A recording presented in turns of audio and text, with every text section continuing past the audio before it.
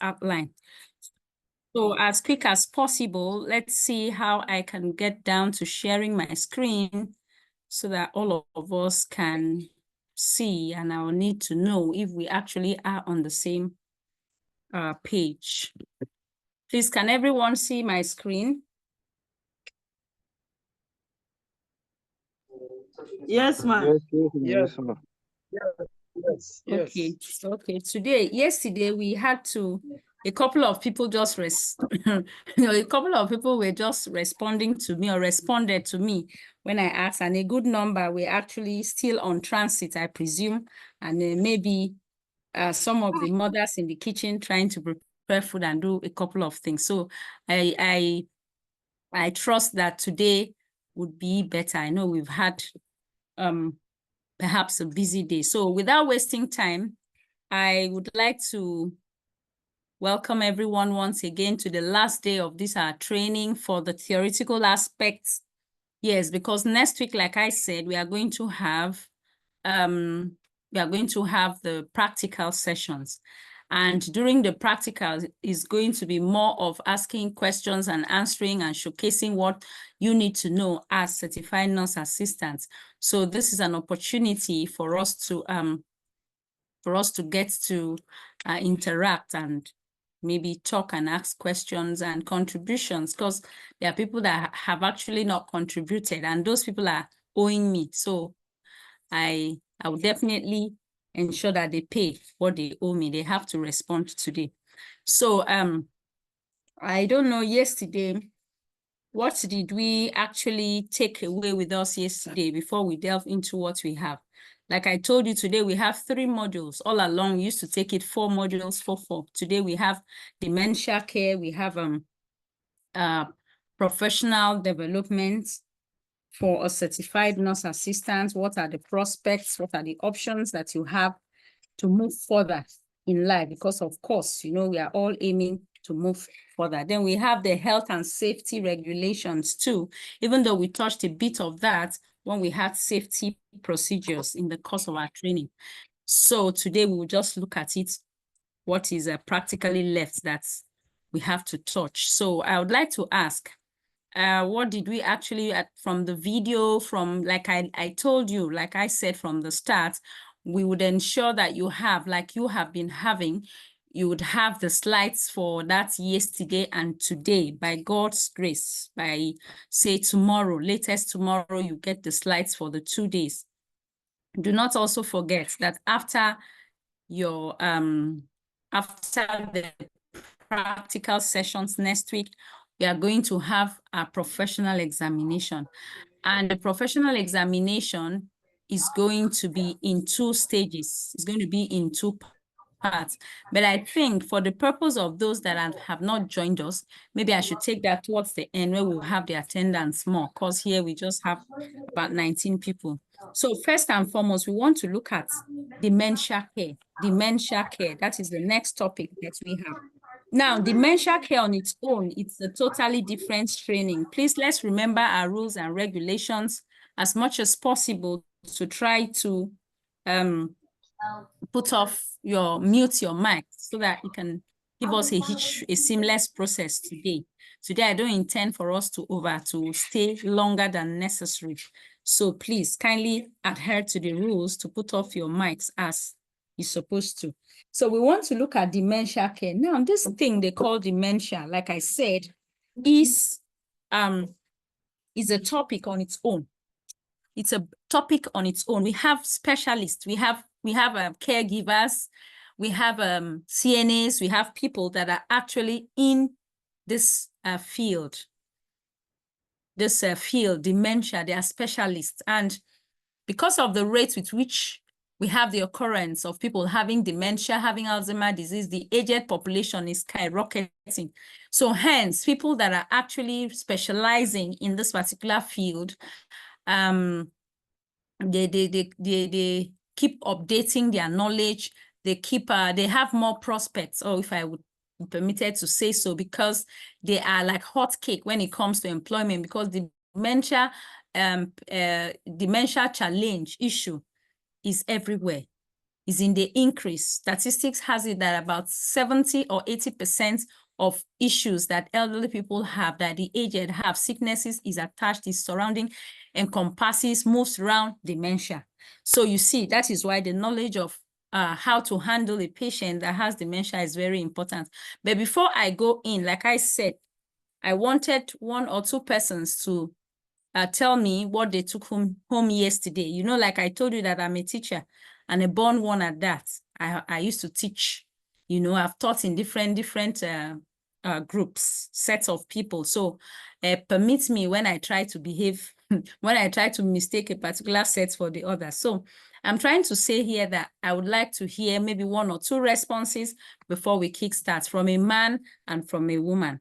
At least the people that have not heard their voices, because before we go through all this training, I have to hear everybody's voice, or else what am I going to talk about later on?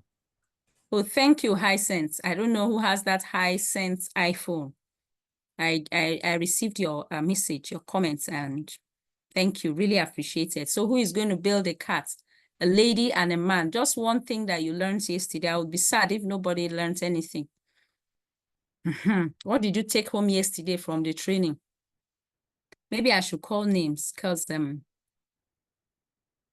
I hear your voice yesterday? Ifunanya, are you here? Hello, Ifunanya.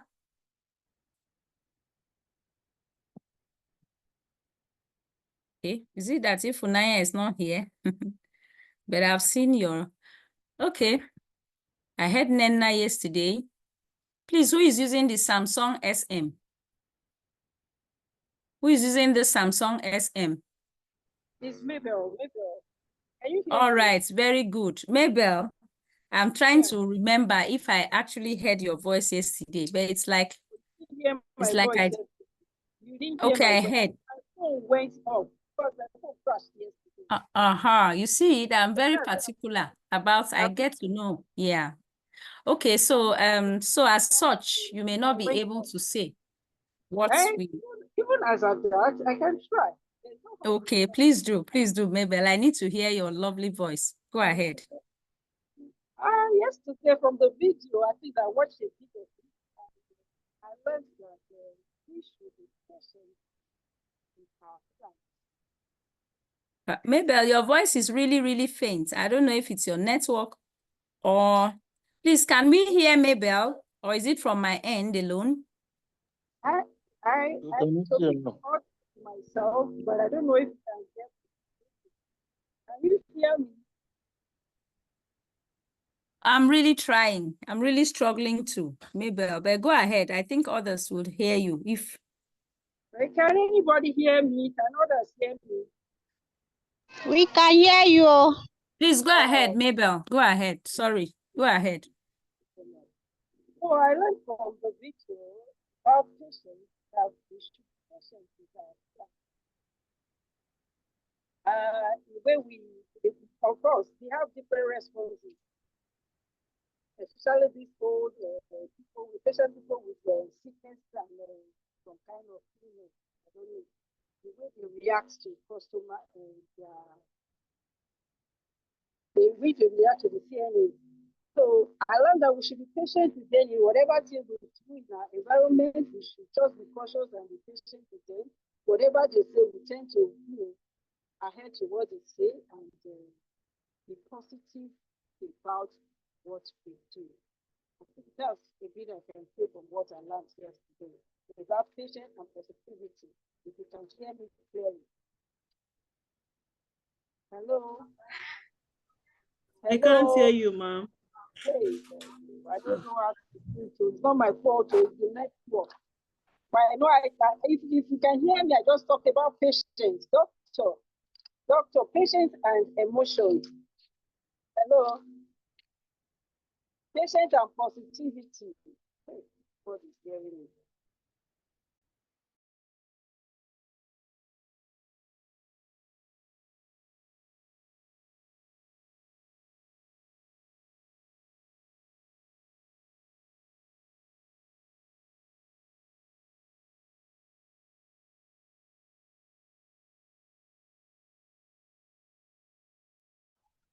Hello. Hello, are we there? I can't hear anybody. Good afternoon, I can't hear anybody speaking. I can hear voice. I can hear your voice, but I can't see the madam that was actually answering the question. Oh, okay, Network. okay. The platform is very quiet. Okay, thank you. Can everybody hear me? We can hear you, ma. We can hear Can you. hear I you. believe you. Good I afternoon, ma. can hear you. I was trying to see. I Thank can- you. I Thank can you. We even hear you. have I a don't little know- girl, one of our students, a little girl. I don't know why you people can't hear me, but I can hear you clearly. It's fine, Mabel, don't worry. Sometimes network can be tricky. So thank you so much for that contribution, Mabel. That's beautiful contribution. Thank God you were at least able to watch the video, you know. I really appreciate that contribution. So do we have any other person now? Mabel is a lady. Okay, Esther Ochepa, your hand is up. I don't know if I'm correct with you, the pronunciation of your surname. Esther, please go ahead. Welcome. It's nice to have you. Okay, thank you very much. Okay, I just want to add that what I took home yesterday is that communication is key, and if we're, as a CNA, you need to take communication very seriously because it could be communication can be misunderstood, and once there's a breakdown in communication, the aim and objective will not be achieved. And I also want to say that non-verbal communication, it's almost like 90% of what a CNA and the clients Yeah, can that's use, right. and it can be very, very effective. And I just want to add to yesterday, I wanted to say that, but maybe there wasn't time to say that. I wanted to also buttress that video that Martha posted, just to talk about the communication aspect of it too. If you look at the video very well, you notice that there was a non-verbal communication. The woman was reacting, and she, in looking at that girl, you will know the way she was even looking at the client, the patient, you will know that there was no smile on her face. There was no, I know Yeah. it's not easy, but she actually triggered it. She triggered that action, the further action that the of the client, woman. of the woman. So communication is very, very Okay. important. We should be very careful the way we look, our body posture, our gesture, and everything we do speaks, even when we're not talking. Martha, thank you for that contribution. Thank you. Just like we said, as you said, I talked about it earlier on. I think Contributed, not matter. okay. So I'm trying to sometimes I mix the names. I've seen so many names that really interlock, look alike. So forgive me when I mix up names. Thank you so much, Esther. Yes, Mr. Michael, please. I can see your hand is up. Right on, and Bill the men. Go ahead, Mr. Michael. Good evening, my dog. It's so Good nice to hear your Good evening. It's nice to hear you too. Thank you. Yesterday, I really added more skills to my present, to my present knowledge. So in the aspect of communication skills, you said communication skills, we have to, as a CNA, we have to have a good communication skills. And communication can be verbal and non-verbal. So when we are using verbal communication, we should be able to, make sure that we come to the level of that patient. We shouldn't use medical jargons, whenever we are trying to. So I think the aspect that really strike my heart so much is that medical jargons. So we should not be using terminology because sometimes the patient might feel embarrassed because they don't want to, Yeah. understand. So I think that's one of the key things that I really. Thank you. Thank you so much, Mr. Michael, for that contribution. Medical terminologies and imagine someone that is already overloaded with the weight of being ill, the weight of not feeling fine.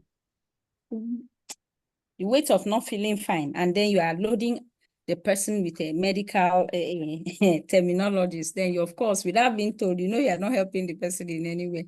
So thank you so much, Mr. Michael. Okay, Susan, I'd like to hear your contribution before we move. Today, we have a couple of, yes. Go ahead, please, Susan. It's nice to have you. Yesterday, we also learned about documentation. Correct, yeah. To report anything we see, hear, smell, or feel to the registered nurse.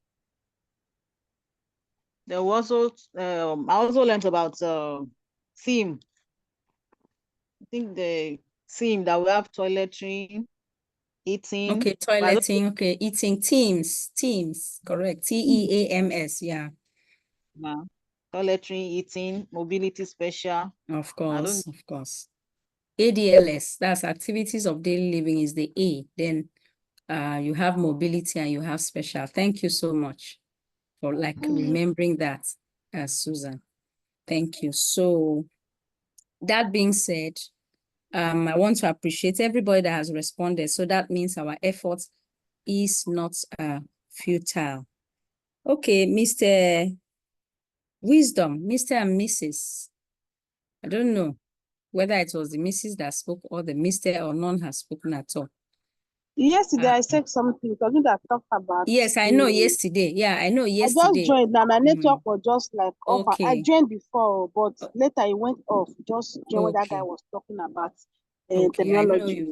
All right, I know you responded. So without wasting time, let's just move into what we have for today. Like I was talking about dementia. Dementia is something that we really need to know. Aside being CNAs, you may have or wanting to be CNAs. Aside wanting to be CNA, is a certified nurse assistant, even being for the fact that you are in the healthcare sector, you need to understand dementia. It is very, very important that everybody understands dementia, because even if you are not a CNA working in the hospital or working anywhere, you may have aged parents, you may have elderly people, and it is better. There is no knowledge. Like I tell people, there is no knowledge that is actually wasted. Even if you don't, peradventure, you don't even get to work, function. Is this the highest function as a CNA? You can use the knowledge that you have heard, you know, to be able to learn, to put it into use when the need eventually arises. So hence, it is very important that we need to understand what dementia is. Now, this dementia is a broad term. It's a broad term. It's an umbrella term, like you can see on my slide. It is an umbrella that has that covers a couple of health conditions. So dementia is like the general name, and under the dementia, we have different types of dementia. Okay, before I go, permit me to, I'm going to get into, because you are not a patient this time, you're a certified nurse. So we are going to look a little bit into the medical jargons. It's important, you know, we'll not delve too deep into it, because like I told you earlier, dementia care, it's a different ball game entirely, like a different training on its own. Is an area of specialty or specialization. So for the purpose of this training, we are just going to look at the peripheral of what dementia is, but I'll try as much as possible to help you learn things that would help you, because I know a good number of us may like to progress, to go further, maybe to be registered nurse and to ascend in the hierarchy of the nursing profession. So this our brain. This brain that God has given to us, this brain that we have, is actually covers several, that is so many neurons, so many cells, so many things are in this our brain. That's what I want us to understand. If you remember vividly, you remember when we talked about physiology, anatomy and physiology of the human body. We talked about it. We said that the body has several systems, organs, and those of that actually develop digestive system, circulatory system, and so on and so forth. And these systems work together to achieve something. They all move together. We talked about homeostasis. We talked about a couple of things, and we talked about how the body works. Now, the brain is a very important part of the body. What does this brain do? The brain gives you, connects and gives you information. The brain works together with other parts of the body. If you are hungry now, the brain sends the signal.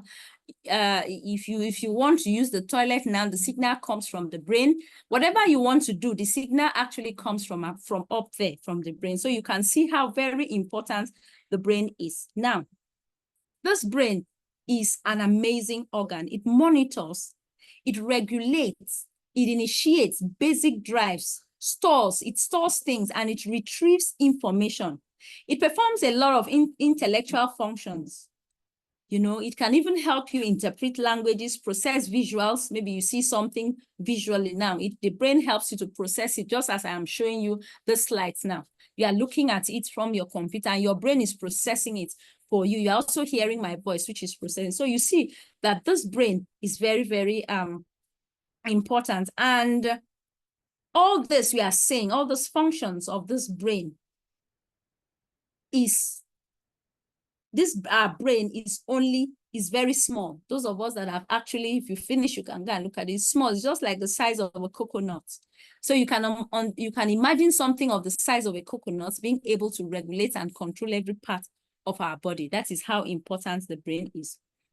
Good. Now, like I talked about dementia, dementia is a particular challenge, is a particular illness that affects the brain.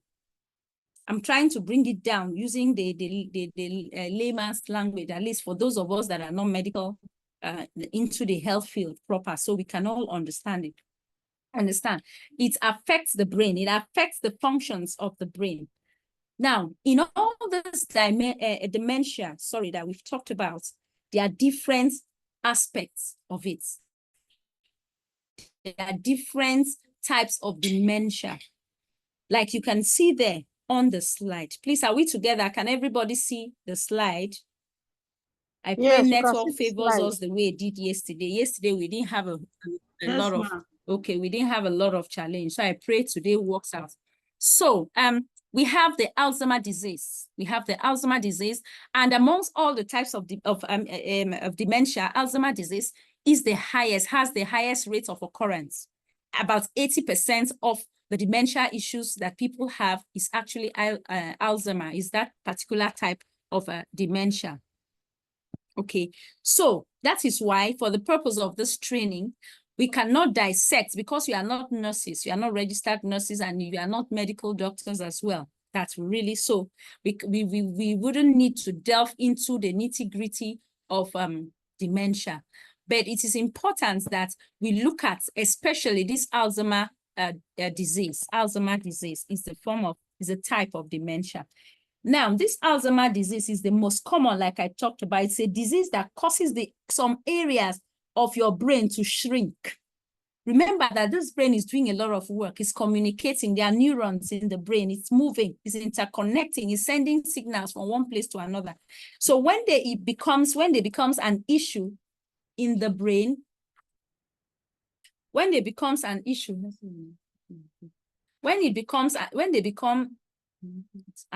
in the brain, when you have such issue in the brain, then it results to a form of dementia, because all those neurons and all those particles and all those things that function, those wires, let me use the layman's language, all those wires that are connected now cannot function anymore. It's just like the normal electricity. When one wire cuts or there's a break in transmission, connection, it affects. So that is exactly what happens. We are not actually treating. So this, I just needed that we have background knowledge of how this dementia comes about. Now, we talked about the Alzheimer's disease, which is the most common. That's the one we really delve into and talk a little bit into it today. We have the vascular dementia. The vascular dementia is that one which affects chemicals in the brain. Oh, I beg your pardon. The vascular occurs after a stroke. Sorry, I was talking about the Lewy body. We've not reached there yet. The vascular, cardiovascular, from cardiovascular system in your body, you understand. So when someone has a stroke, falls maybe from a height, a serious height, and it is affected, maybe one part of the body is affected, especially a person is having a stroke, what results in the long term, if not properly handled, is that person having vascular dementia. Okay, we also have the Lewy body dementia too. That was the one I was trying to talk about. It affects the chemicals in the brain. We have chemicals in our brain, just like we have electricity in the heart. When we talk about CPR, electricity in the heart. So when you carry out CPR for a person that has gone off, you are trying to restore the function, the electrical function of the heart. You are trying to start the AED, the automatic external defibrillator, for those of us that will actually do the CPR, helps to shock the heart and restore the electrical function. So for the brain, too, there are chemicals that help in the brain that help these things to work without hitches. So when there is a disconnect in the chemical function of the brain, it results in that form of dementia, which is the Lewy body. And then we have the Parkinson's disease too. We have another type. We have the frontotemporal. We have the mixed dementia. This one, dementia. I don't know why I keep saying dementia. I beg your pardon. Dementia. So all these are types of dementia. So dementia is an umbrella body for all this different types. They just say, oh, the person has dementia, dementia, and dementia, but there are different types of dementia for those nurses and doctors who actually understand what I am talking about. So as the population ages, like I told you, Alzheimer's is one of the most common cause of death in the aged. It is common every time you get to see people that are maybe in their from 70, from maybe 60, 65, 70, they progress like that. They progress with, before you know it, they started exhibiting some traits. They'll start forgetting things. They'll start losing memory, and you'll be wondering what is happening. It's actually dementia. And most of this type of dementia is Alzheimer's disease, as a result of Alzheimer's disease. So what are the factors? What are those things that actually affect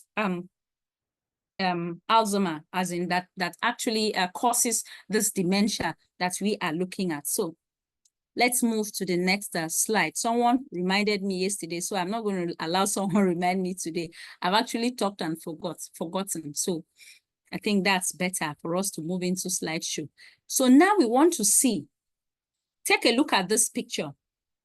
With this picture, you can imagine what a person that has dementia goes through. I want us to put on your humanity attire now. That's just put on your emotional, I don't know which language, which grammar to use.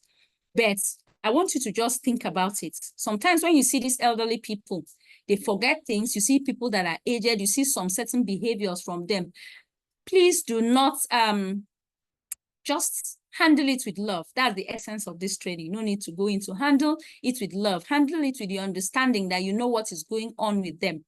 Handle it with the fact that you know that they are not actually the ones, that it's not because, it's not about their individuality, it's about the illness, which is the dementia. That's why they are behaving like this.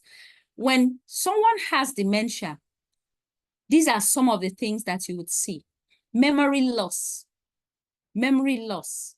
In the initial stage, before it degenerates, we are going to look at the different types briefly, because we are not actually doctors and nurses, but it's important for you to have this knowledge, this basic knowledge, because you have to attend to these people, and we'll look at how best you can help these people with these conditions. So the best thing is for you to know how they come, what happens with them when they have this dementia. It will best help you checkmate you as to how you can relate with them. So you see memory loss, perception. They are, you can see how that brain is. You can see they are not able to really perceive what goes on. Reasoning, their ability, their sense of reasoning is hampered. Their attention, concentration, thinking, sometimes they are undecided in most situations, a yes or a no. They don't even know. A whole lot of things happen to them. Their judgments, their language. You can see that even some elderly people that really used to be in the hem of affairs, like our cultural setting, maybe you have the chiefs, you have the royal fathers, and you have, by the time they begin to age, and if God is not on their side, they age with diseases. with illnesses, it affects their sense of reasoning. It affects their, please, whoever is using that should help us mute it so we can move. So these are some of the things that we get to see. And these things interfere with the person's ability to function. It disturbs them, it affects them. So right now, like I like to do, I would have just wanted us to take a look at this, but permit me, I wanted us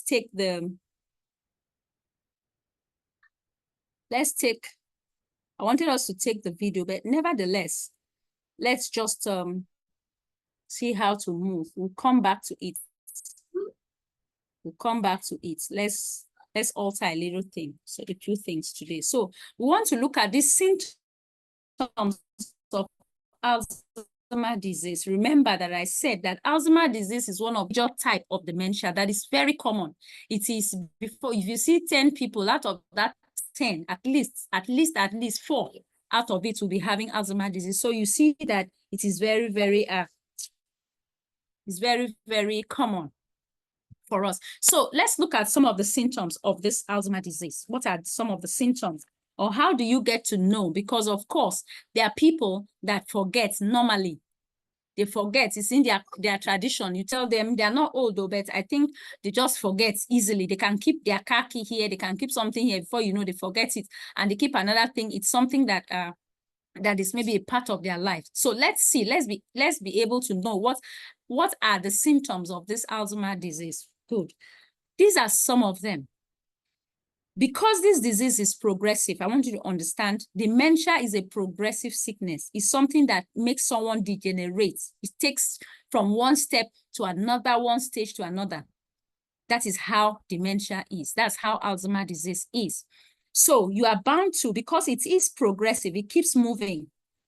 You see that the main symptoms would appear over time. When it moves from stage 1, it moves to stage 2, and then it progresses. You see that the major symptoms, you get to see them over time. You understand? So you will not just take a person that is just forgetful, maybe forget, I kept my car keys here, and then forget. You say, okay, because he forgets, that means he has dementia. Of course not. So that's why we want to look at it. If you can combine a good number of these symptoms, then the person is definitely, something is definitely wrong. So now, you may see some outward signs, you understand, but as time goes on, like I said, it gets to increase. Memory loss, you can have the mild memory loss with aging that may be normal, like I tried to say for some people, it may be normal. Those with Alzheimer's disease will show a rapid decline in memory and other cognitive skills. As you see that as time is going on, there is a rapid decline. It's getting worse. Maybe today it was just khaki. Tomorrow you see that it may even get to the stage where they will not be able to identify you or know your name. Now, I like to tell stories. So let me just pause at this particular point and share a story with you. Something that gets me very, very emotional whenever I am talking about dementia. I have seen a whole lot concerning that. So when I talk about it, I just look at the vanity of it all in this life. I just look at what is even there. At the end of the day, you just get old, and if God is not on your side, you begin to see some things metamorphose and so on. So I want to use this story, making you understand the importance for us to be informed, the importance for us to, actually know what we are doing, to actually have the right knowledge. Many years ago, I cannot remember precisely. I had a friend. There is a friend that I have. One of the days after at the close of work, I went to my friend's house. That was my first time of visiting her house, though I know she's been passing through a lot, but I wasn't that close to her to the extent of actually visiting her house, and I rarely visit people. That's just me. So even when she comes to my house, I've never taken time to go visit her. But that day, somehow, after the close of work, I just said, okay, let me just park the car my car in the school, and then go with her to our house. So when I reached her house, I know up until that mother was not feeling very well. We are aware of that, but we didn't know the extent. And don't forget that as at that time, I hadn't really delved deeper into the health I've not really delved deeper into the health setting. So what happened? When we walked into our house, we went to our house, drove our car, she parked, we entered the house, I saw the mother sitting on the chair. Her aged mother, she was just sitting on the chair. So when she turned around, she took her time to be able to turn around to see who has opened the door, because the sofa is actually facing the TV and the door is behind. So when we entered, someone needed to like look. She needed to like try to see who has entered the house. So when she entered the house, when we entered the house, rather, she was seated there. She just looked at the daughter and she smiled and she said, "Oh, you're welcome. Were you able to get the job? I wonder why you've been struggling so much for looking for a job." Like she said it in our native dialect. "Were you finally able to get the job? Was the job given to you?" I looked at my friend looked at me. I mean, this is a lady that we have worked for over, as at that time, counting maybe 15 years or plus, 15 to 18 years. And that's the job that the mother was asking her if she was finally able to get the job. And I looked at Uwem and Uwem looked at me. Before I could know what was happening, she busted into tears. I mean, my friend, you know, my colleague. So when she busted into tears, I had to lead her out of the sitting room to her dining. So I could just visualize the picture. Then I wasn't into the health sector yet. So I didn't have this comprehensive knowledge that I really have as at that time. So, but I was trying to figure out what could be the problem. How could the mother, was she looking for a job or something? I was confused at a point because then I didn't understand with people that have a dementia. So, you know, so when I told her that, I tried to calm her down. And try to find out from her, what was the problem? Why are you crying? Is there any problem? She just told me, my sister, she couldn't talk. She couldn't form words. So much later, that's when she told me that my mother has dementia. I took her to the hospital and she was actually diagnosed of having dementia, Alzheimer's disease. And it's so difficult for me. She tried to share some of her experiences. It's so difficult for me. I cry every day. Do you know, it's as bad as my mom not even recognizing me sometimes. Sometimes she calls me another name. Sometimes she tells me something abstract. Sometimes, and you can imagine how I feel. This is my mother that I love so much. So as at that time, I didn't know what to tell her, because that's why I say knowledge is important. I didn't know what to say. I was just emotional myself, and I was wondering how a person could degenerate up to the state of not knowing. And I even imagined how I felt that if my mother maybe I walk to my mother one day and my mother does not as much as remember my face, it will break me, or remember my name, it's just going to break me as at that time. So I imagined what she was going through. So why am I giving you that illustration? Knowledge is important. Now, this Alzheimer's disease, you know, what are some of the symptoms? You can see someone feel anxious or suspicious, not able to make simple decisions like we showed you before. Maybe something ordinarily that was very simple, the person could have said, okay, yes, and could have said no. Please, are we together? Can everyone hear me? I hope my network is not telling me something unstable. I don't know. We can hear you, but you're not on slide. Okay, it's gone back out of slide. All right, so sorry about that. So with all those things that happened, it's very, very sad. So we're looking at some of those things. Sometimes they can misplace items. It could be something reoccurring for them to be misplacing, doing away with items, you know, forget how to place their things, you know, unsure of what words to use. They lose their train of thought easily. They can think this, and before you know, they're jumping to this. There's a whole lot of confusion when someone has Alzheimer's disease. So it is important that we know some of these symptoms. Now, there are different stages of Alzheimer's disease. There are different stages of dementia. There are different stages. The first stage of dementia is actually the mild stage. That's the first stage. This dementia doesn't just happen like that. Before you know, they say someone has dementia. No, it doesn't just happen like that. It starts gradually. It starts gradually like most illnesses, and it degenerates, it increases, it becomes serious. You understand? So there are different 513. Please, I wouldn't like to take any hate speech on the platform. Why is someone writing that? That's disrespectful to our All right, so I want to look at the mild stage first. And during the mild stage, not everything is noticeable. You understand? At that initial stage, it's only family and close people that will notice the symptoms, people that are close, that get to see that person often than, often. So they try to see that there are certain lapses. Why did you say you kept this thing here and it's just not here again? Why did you say this? And why did you say that? All that. Someone is not muting the mic and the person is actually giving us some stress. Okay, now patient thinks something is wrong and unconsciously tries to cover up their symptoms. Now, in this first stage, sometimes when it starts, you get to see people with that first stage Alzheimer's disease.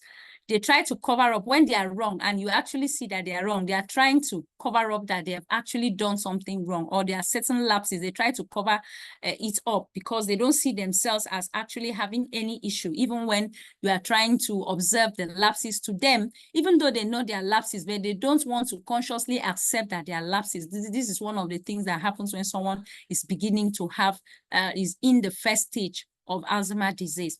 Now, they may withdraw socially too, because you know that when things happen like that, they are not able to, maybe they forget things easily. They cause a lot of, they talk things that are not coherent, that does not coordinate in public. They begin to feel a sense of embarrassment. They begin to feel a sense of shame. So as a result of that, just like someone that has incontinence, they begin to feel all these things, and they are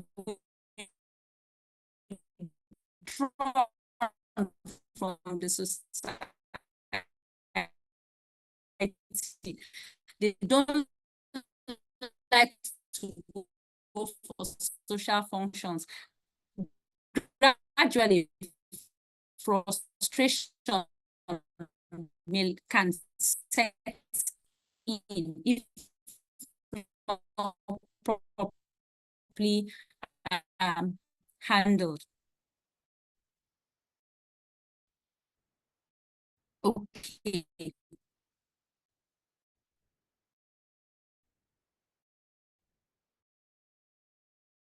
That's it.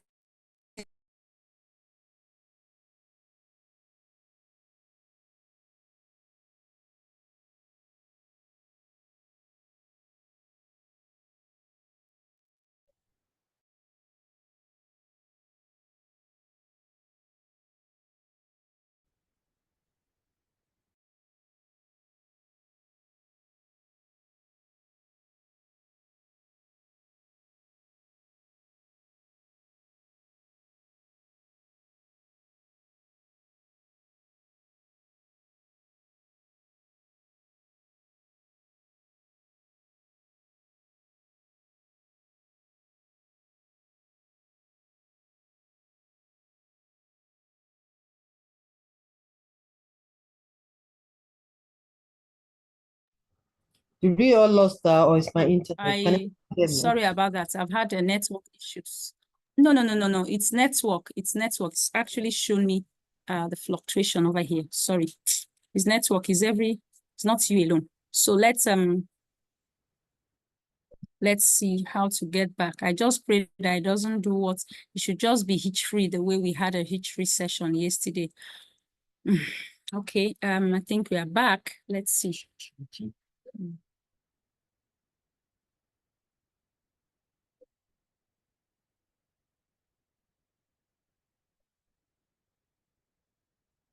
Okay, please, are we together?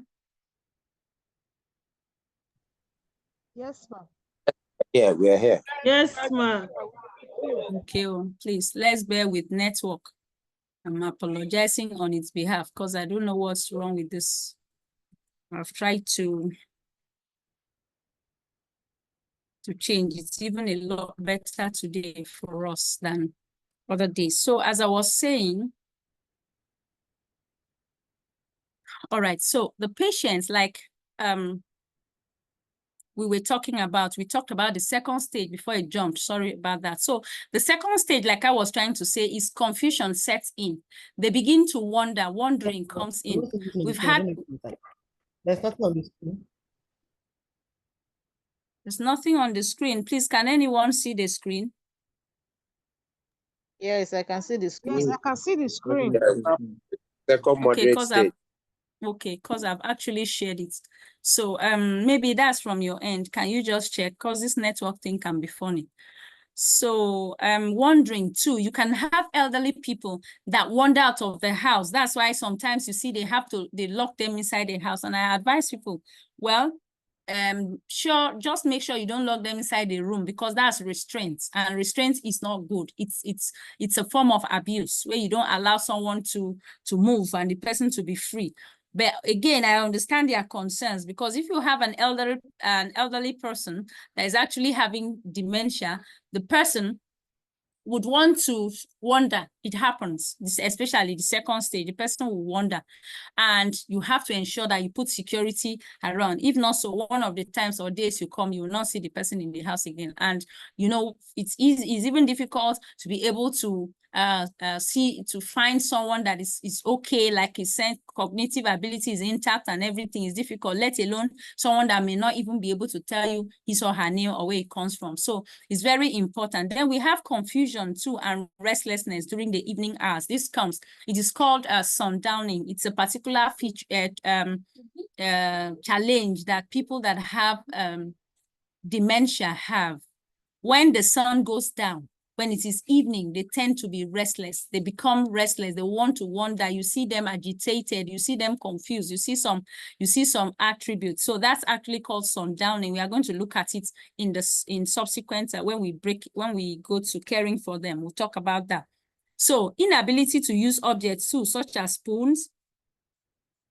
You know, sometimes it begins at that second stage, they begin to have issues with using, especially if they have comorbid situations. You know, I keep talking about that comorbid situations where a person has more than one particular illness.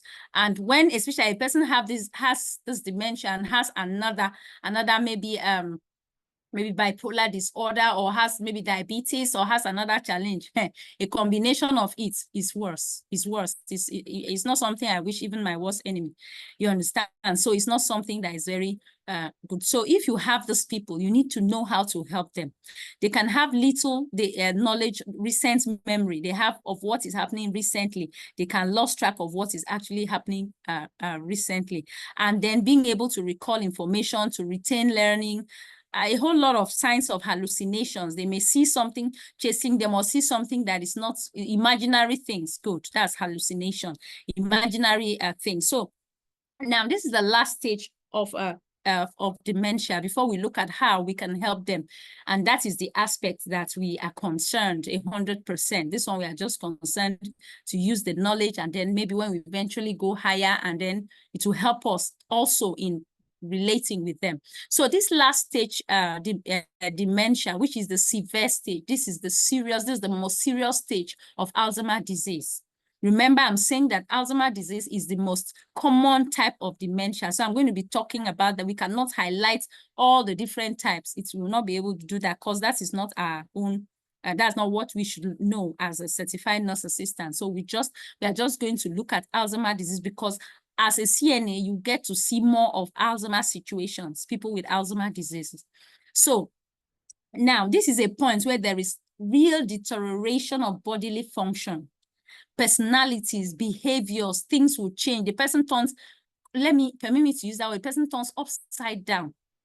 And sometimes if you have parents like that, I was talking about my friend, if you have parents in such situation, when it gets to that late stage, that last stage of dementia, you need to hold your emotions very well, because there are times you really break down if you are not a strong person, and if you don't keep up yourself properly, you can break down. Now the patients may become agitated and paranoid, as if they are getting, I don't want to say that because it's a sickness, it's an illness, so I don't want to use some terms, but you know what I mean. They can become agitated, worried over nothing, just being busy, depressed, you know, worried, disturbed, apprehensive over nothing.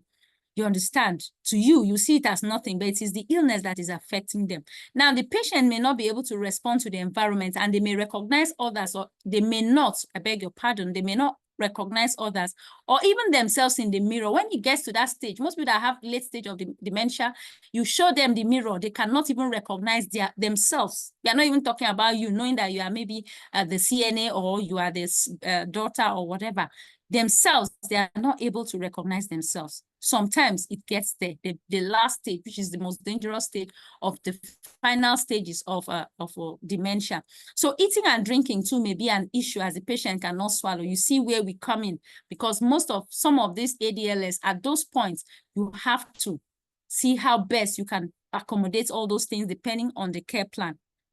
Understand? Because your care plans will change. Like we talked about changing of care plan yesterday, it will change. If you have someone that came in to a long-term facility with the first stage of dementia, as time progresses, that first stage, the person can talk, the person can eat, the person can do like some of those duties can, you know, that's the early stage. So you may not need to do a whole lot, but the second stage, you have to do more work. This care plan of that particular individual will change to suit the condition the person is at that time, as well as the third stage of dementia that we are talking about now. So the patient may be bedridden, may have incontinence, may be unable to speak, may have a whole lot of things going on at the same time. So we are going to look at caring for a patient with Alzheimer's disease. But at this point, as I like to do, I'm just going to, I told you we're going to get back to the video. So let's just quickly have the videos. Today's video is very short. And all the videos I actually take my time to source for you, they are very important videos. They are important and they are intertwined. I want you to understand what I mean. They're intertwined. The skills you can learn from the first video, you may still see some of those skills and learn in the second as well as the third. So you see that, like I told you, that CNA duties, caring for a person, the scheme, the curriculum of CNA is interwoven, because your duties just keep moving, keep going around, keep touching each other, like communication. You see, like communication we talked about yesterday, with a situation like this, if you're a certified nurse assistant that is attached to someone that has dementia, and you have communication issues, oh, that's the beginning of your failure.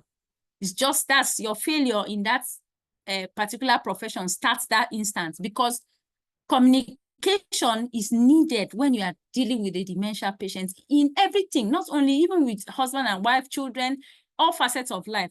Communication is very important. So let's see. Let's quickly go back to that video, and I would need to know if everyone is together. Today, we just have 3 modules, and by the special grace of God, network being on our side, we are just going to see how to get through it while we wait for our practicals. Yes. And like I told you, that 80% attendance is important for certification. I am going to see at the end of, I'm going to see the people in this 35 people, and I'm just seeing about 22, maybe, you know, on the platform. So we have a couple of them that are not here, and it wouldn't really be my fault when they take the examination, because it's not everything you can read. That's one thing we have to understand. Not everything you can actually read through the slides. So let's see. I want to hide this. Some people I don't are know why. too. Pardon? Hello, ma. Please remember that some people are locked on too. Me and my husband is here. Okay. No, I said yesterday that what God has joined together, let no man put us. So it's not even me. Who am I? Who am I to do that? So you can go ahead. All right. So let's see. Yes, let's get to it. So please, I'll need to know if you are able to hear me as we progress.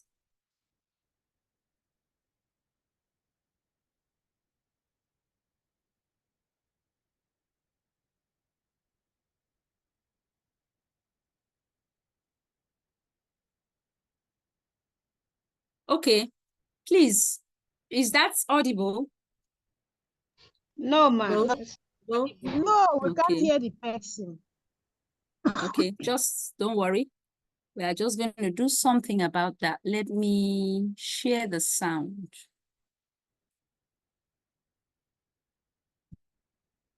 Okay.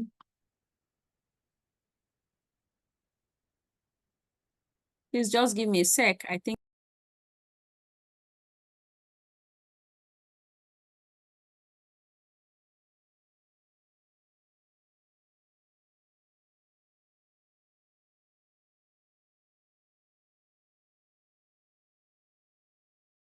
Thank God you are in the house. They say they cannot hear. I think there's something share.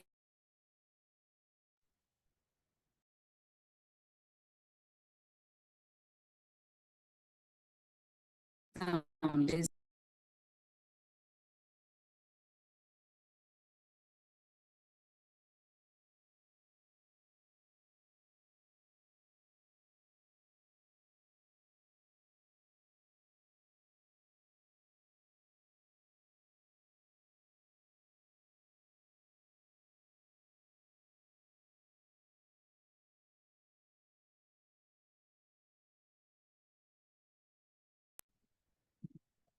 okay. I'm at work. Nothing. She's in bed. Nope. Just hanging. Reading a gardening magazine because I forgot my Kindle. Oh my God. Holy cow. I know all about geraniums now. Yeah. Okay. Can we hear now? Yes. Okay. Yes, yes, yes. Okay, so let's get to it. It's just a very short video, so we'll be done with it. I don't know. Maybe later. I don't really have to. Let's start from the beginning.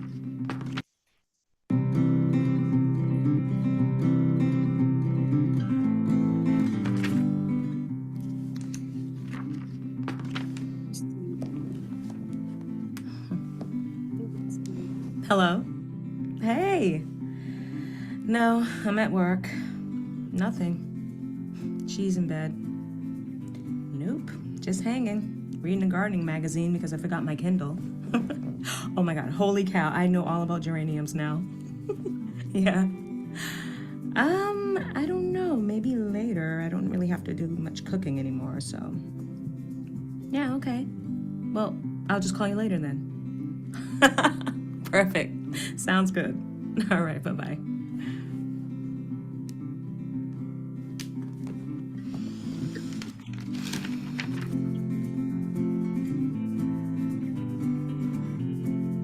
Late-stage dementia is severe memory loss where only fragments of memory remain. A client in late-stage dementia may lose the ability to speak, walk, and eat. This stage usually lasts a couple of years and will end in the older adult's eventual death. The needs of a client living with late-stage dementia will change and become more intense and demanding. They may have trouble eating and swallowing. They might need help walking or become incapable of walking altogether. Your client may need assistance with personal grooming, toileting, and other personal care. And they'll be more prone to infection, particularly pneumonia. When your client has late-stage dementia, your goal is to maintain dignity and quality of life. Research has shown that although your client will lose the ability to communicate, some essence of the person is still there and you can connect with them. But without speech, they'll be more dependent on the other senses to interact with you and the world. So you can provide care through touch, sound, sight, taste, and smell. You can cook their favorite meals, play the music they love, read from books or magazines they enjoy, or look through family photo albums with them. Spend quiet time applying lotion or brushing their hair, or just sit outside in the fresh air.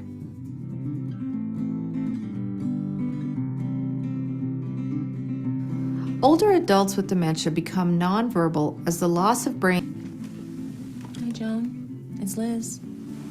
Always approach the older adult from the front and identify yourself. Irritability can increase. Don't take this personally as it reflects the disease, not the person. Sleep changes are common, like sleeping during the day and being awake at night. Clients in late-stage dementia need full assistance with all ADLs and IADLs. Try to understand the emotion behind words or sounds as clues to what the older adult may be trying to communicate. Again, How you say something is more important than what you say. Keep talking. Even if your client isn't able to speak anymore, talk to them about family, friends, and topics or activities they used to enjoy.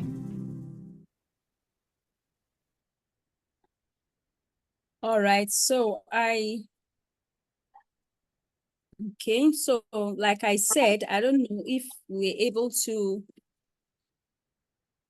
see that. Were we able to see anything? Did we learn anything? Yes, I did. Oh, it's sad because only one person learned something. Oh, Yes, okay. yes, yes. I answered the yes first. I said yes. Okay, okay, I didn't hear. Network didn't allow me to hear.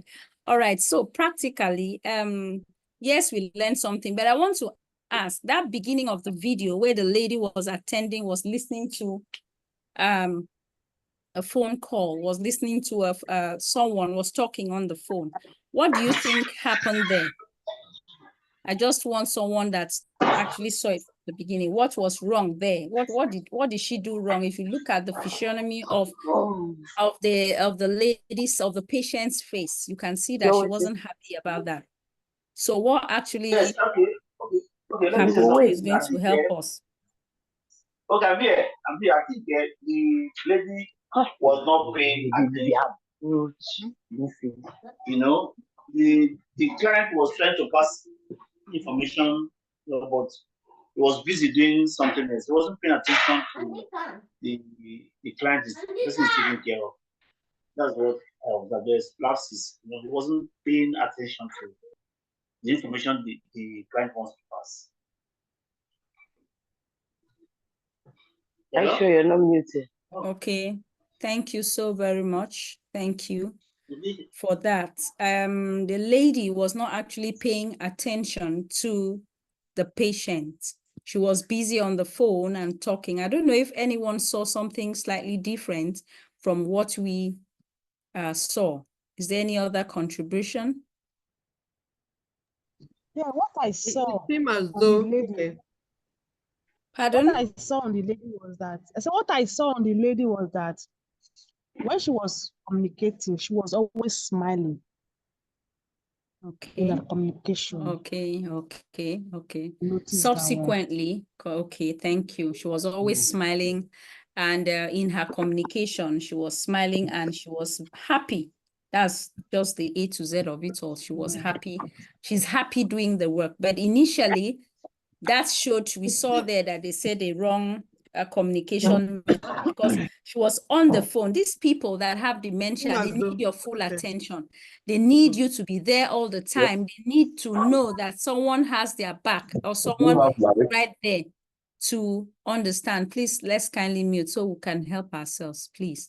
So that's practically what we saw. I don't know, like I said, we have been able to see that she was all smiles. And we are also told that it doesn't matter what you say. It matters more how you say it. So these people, because they cannot, don't think that maybe someone may think that, oh, someone has a late stage, last stage dementia, that the person would not understand what is happening. Of course, maybe the person may not be able to talk, the person may not be able to do most of those vital things.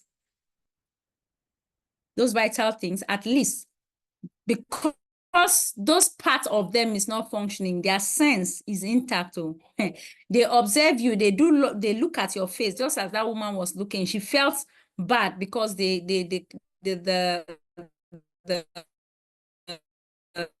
CNA or the caregiver or the person taking care of her was busy on the call, laughing and reckless about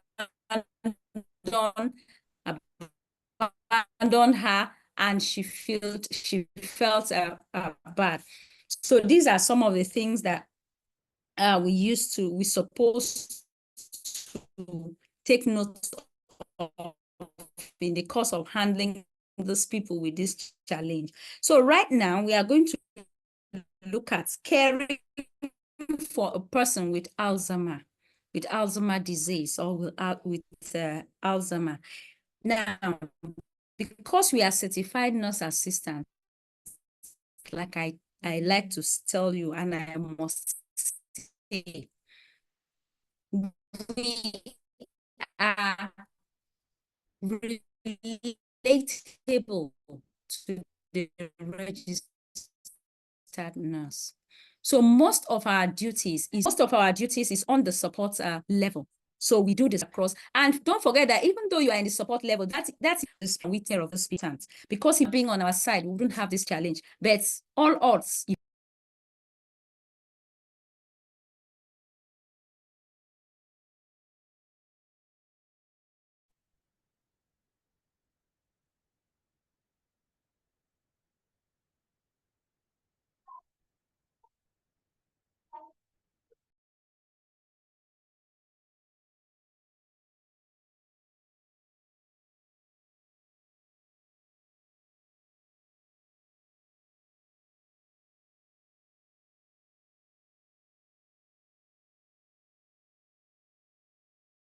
I pray today will not stress us. It's gone off again. When network goes off, sorry, let me share the screen again. When it goes off, I still need to start sharing the screen all over again. And that's not too, network is not helping us. But thank God, today should be our last day, so it's easier.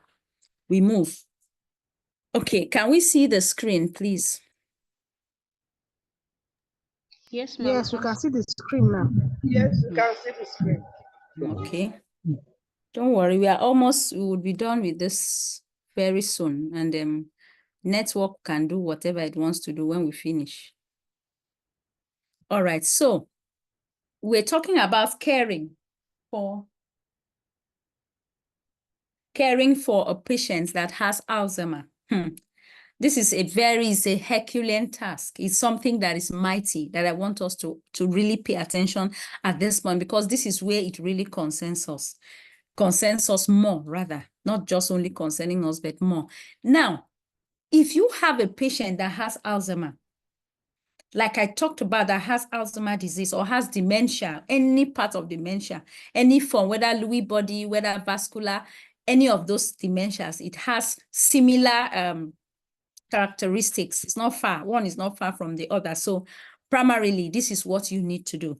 In your course of taking care of them, you know that there are symptoms, like I did say earlier, they are seen. And how fast the stages progress will vary. It depends on the person. People are different. We talked about care plan yesterday. There are people that it has been proven that if dementia sets in at an early age, maybe, for instance, maybe the age of 50, it has a way of progressing faster. The older a person is, the chances for it to move with speed is less. I don't know if you understand what I'm saying. That's to say, comparing a person that has Alzheimer's disease at the age of 50 and a person that has Alzheimer's disease at the age of 70, you see that that starts having it. We are talking about the inception of it. You find out that a person that has it at the age of 50 moves faster, maybe because the person is younger. It has been proven that way. So because we have dealings with these elderly people, because eventually we have mothers, we have fathers, we have people that age, it is important that we know how these things move. How quickly these symptoms are seen and progress varies depending on the age of the person. Very important. And the average person, an average person lives at least 8 years after diagnosis. Yeah, today. At least 8 years after diagnosis. That is to say that when that particular illness is diagnosed, from 8 years, the person doesn't have too long to live again. It depends on how fast it degenerates. It depends on how fast it moves from stage 1 to stage 2, and then to the last stage, which is the third stage, the last stage. Please, who is disturbing us? Please kindly mute your mic. Is it Madueke? Please, kindly mute the mic so we can move. So as I was saying, the average person lives. So however the patient can live, sometimes the person can live more than 20 years. It depends on the person. It's just like we have people living till 100 and something years, and we have people that maybe move away from the world, maybe between 70 and 80. So just as our faces are different, so our destinies different, so are our immune systems different, so our life, that's the way we live our lives different. Good. So now the patients, there are things you need to do. The patients should be encouraged to maintain their independence as much as possible. That's why I use that word, as much as possible and as long as possible. Possible is the word that is underlined, because you have to, like I told you, we talked about care plan yesterday. You have to look at, you have to dissect, you have to look at the care plan of this person. After the nurse has carried out the evaluation, the doctor has assessed, we say, okay, this person has this. Based on that, you have to now start working on the care plan. Very, very important. So remember that we have the different stages, the first, the second, the third stage. So it is your duty as a certified nurse assistant, if you are, especially if you are a dementia CNA, or you are a dementia caregiver, that's you are specializing. You know, we have the general caregiving. That's what I want people to understand. We have the CNA, that maybe you don't specialize in any particular field. You are just a general certified nurse assistant. So if it is in the pediatric department, they can send you there to assist. If it's in the geriatric department, you can go. If it is in the male ward, you can go anywhere, you can be sent there because you are general. But we have people, when we get to professional development, you understand that we have people, just as nurses are, just as doctors specialize, you can be a specialist in a particular field. So when they have issues of that, they reach out to you because they know that you have all the tips and all the techniques. You have been trained, you have had extra a training that has made you to be able to be confident in that particular setting to do your work as a dementia CNA. You understand? So it is important that we know this thing. So as caregivers, you have to try to encourage them to do as much as possible what they can do. Remember that I said nothing kills a person faster than you taking away the control from the person. You caging that person, you making the person to feel like a vegetable.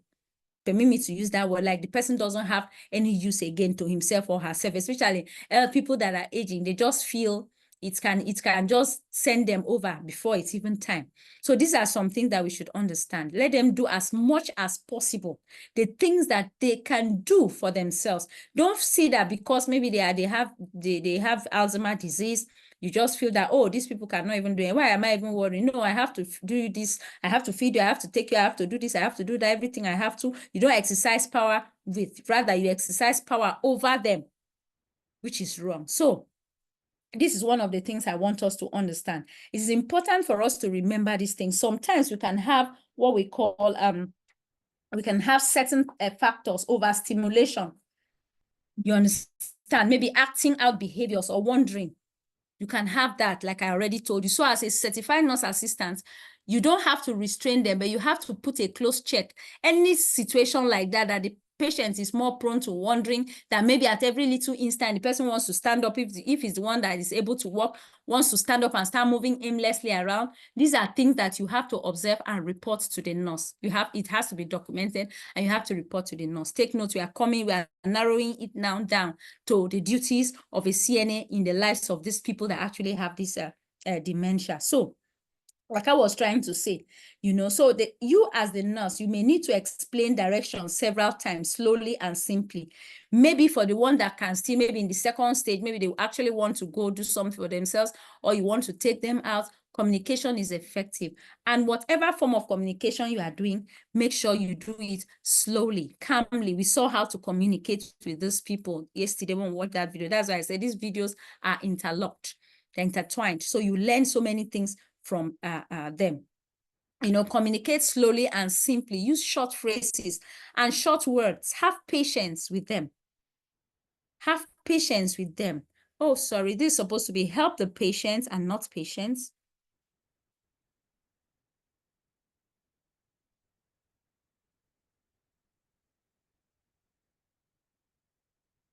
Okay, so let's see what we can do concerning that. Ah, Jesus. Network, I beg you, do not do this to me. Share the screen all over again.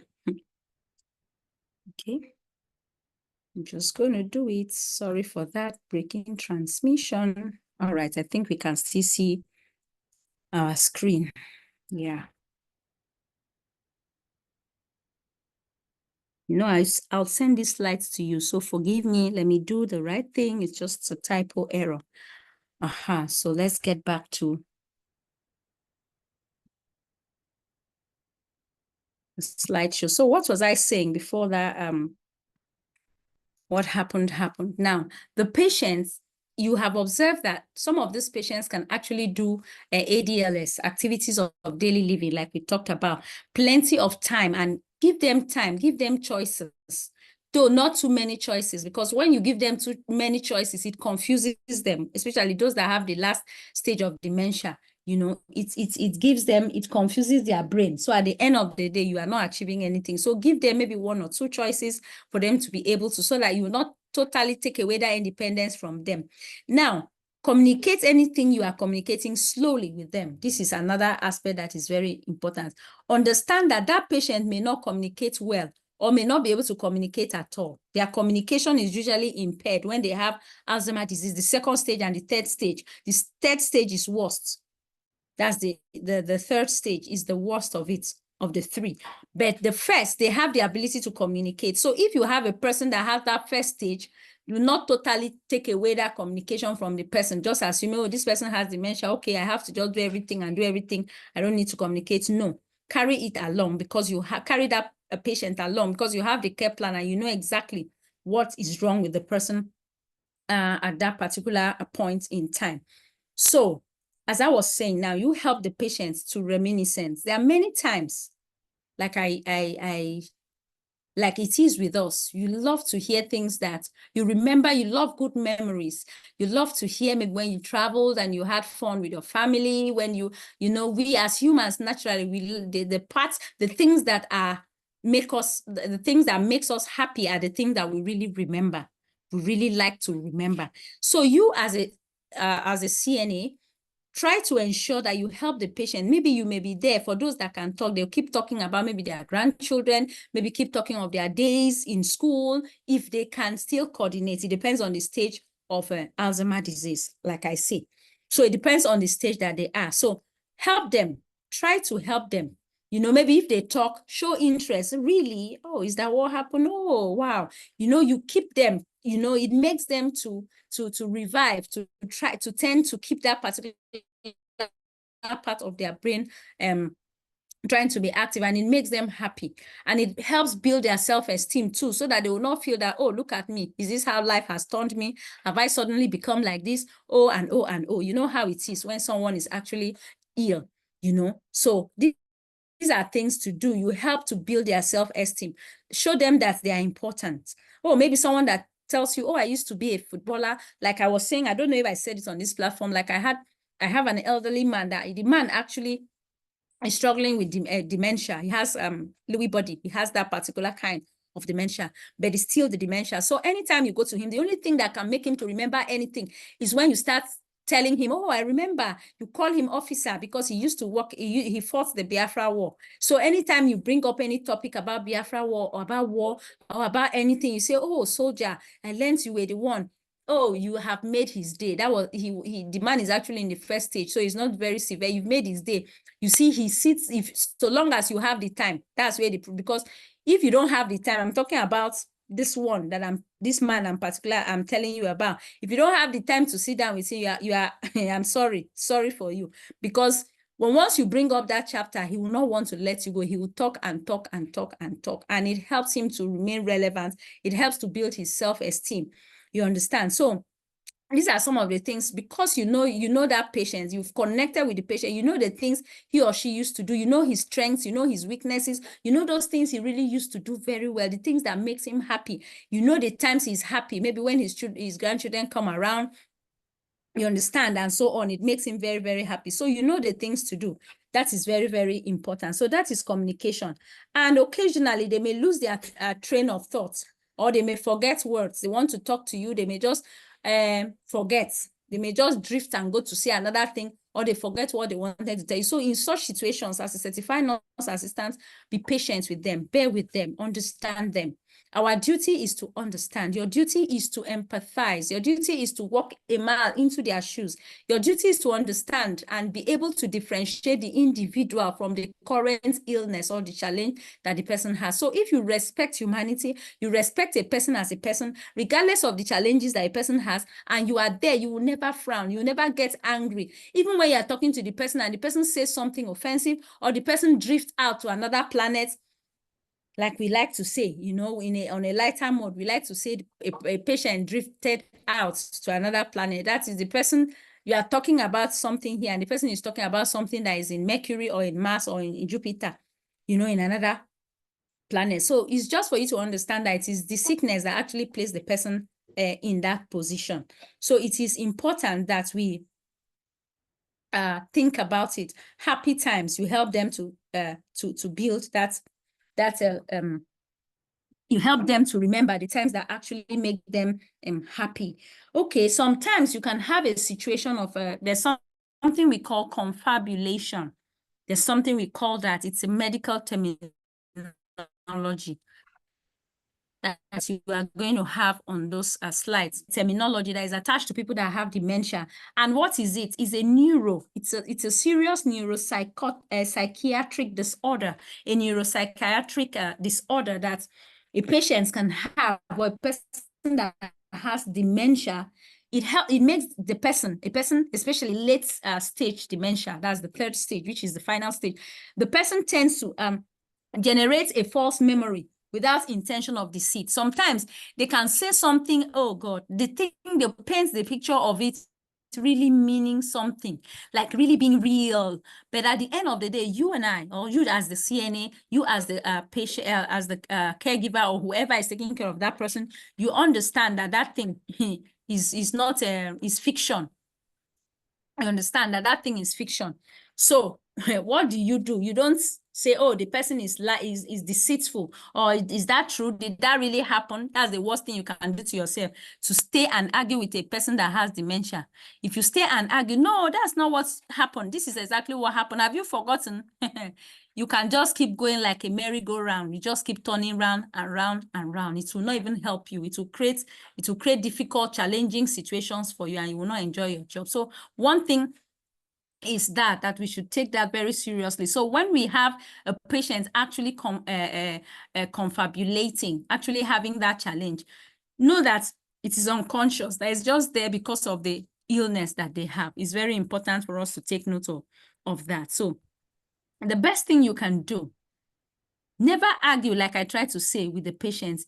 Instead, try distraction using realities around the patient, maybe such as like a photograph. If the person can still, maybe if it's a room where they have maybe a photograph of their loved ones and they are still able to understand and get in and know who that person is, or even if they don't, it will take their mind away from that confabulation, and it will take them there. They will look at it and try to ponder on it.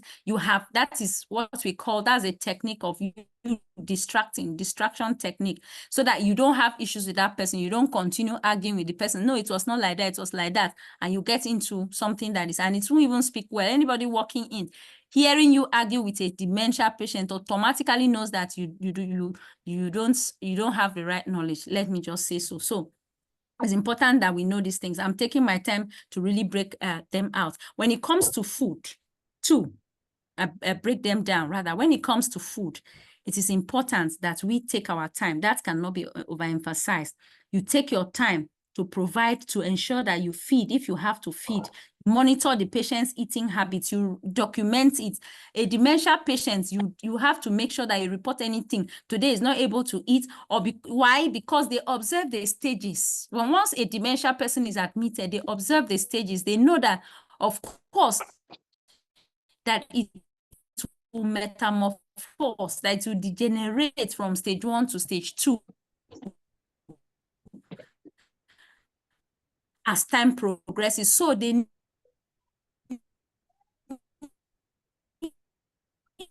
you to keep them updated. The nurse will need to have your updates, will need to have your documents, your report and your documentation to be able to actually analyze and understand if they are making headway or what is happening and what is not happening, whether the care plan can be very, very important in the care team. Okay, gradually, make sure that the person does not choke. You understand, the person does not have situations whereby it will go out of hand. So these are some of the things that you should understand. Okay, sometimes, and again, it's not everybody that needs help with feeding, like I said. So if it's a person that needs help with feeding, take time to help the patient eat slowly and encourage food intake. As you are eating, it's not good to talk while eating, but there's little gestures you can do. Thank God we've seen a couple of those in the video. There are things you can do to make the meal time appetizing, to make it smiles on your faces, talking in a gentle tone. You know, there's how you can make someone, it's just like women understand. Some women, when you want to keep food for your husband, you know the way you do it. You don't just carry the food and just go and keep. If you like, eat. If you like, don't eat. Or today, I don't even have time for your drama. Like some I've had somebody say that to a dementia patient. Today, I'm not even ready. I'm not cut out for your drama today. You better just eat that thing that is there. Or you better just do this. And you see, some of these things, well, like I said, you in your small corner and I in mine. Someday we'll change the world if we do the right things. So these are things that actually happen. So also understand that like every other human being, asthma patients have bad days and they have good days, just like me sitting down here. You will attest to the fact that maybe in all the days I've had these trainings with you, maybe some days are not as vibrant as some other days. So that's how it is in everything. A woman that prepares soup, of course, you know, it's not every time you prepare the same soup that will taste the same. Sometimes it can be sweeter, sometimes it can be sour. Sometimes somebody will even say, Madam Esther, are you really the one that prepared this? It doesn't taste like your food, and you just smile. Every day is not the same. So there are good days in the lives of everyone, and there are bad days. So as CNAs, you should understand that when it is the bad under the weather, let me use that word, you too, you have to understand. Sometimes they can get agitated, they can become agitated, or they can even vehemently refuse to eat that food. There are things that CNAs see. There are things you get to handle. Those of you that are on this platform, I know like a couple of times that I've been having this training, I've had people actually share their experiences with us on the platform, which I will be glad if anybody does it, you know, to share how they handle it. And obviously we have a total picture. So most of us have a picture of what we are talking about. Some days they may even become very, very agitated. They may refuse of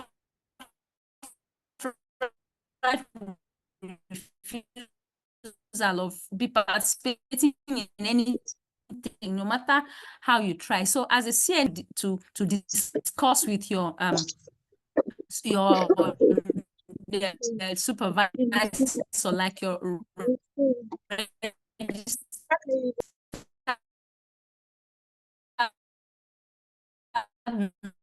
nurse directly, your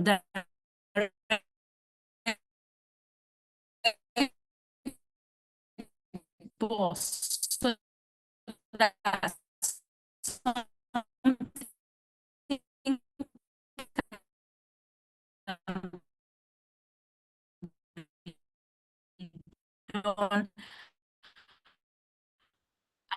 about it. If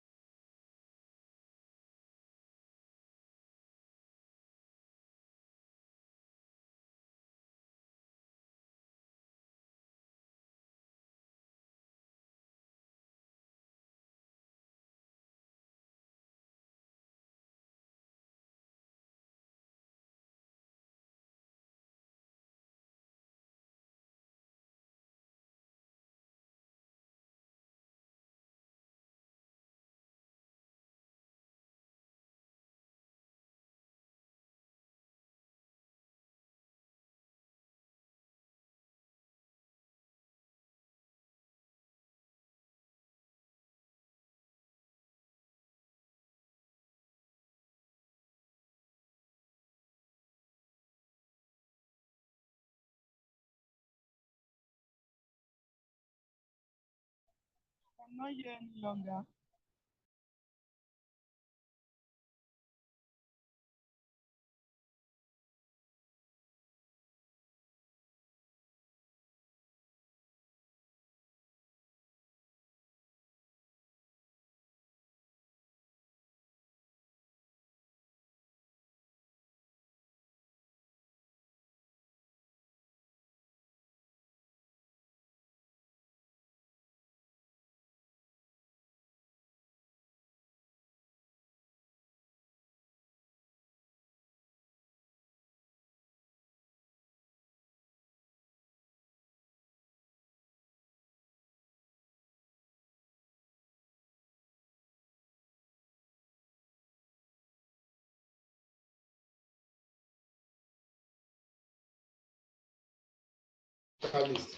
I can't hear you.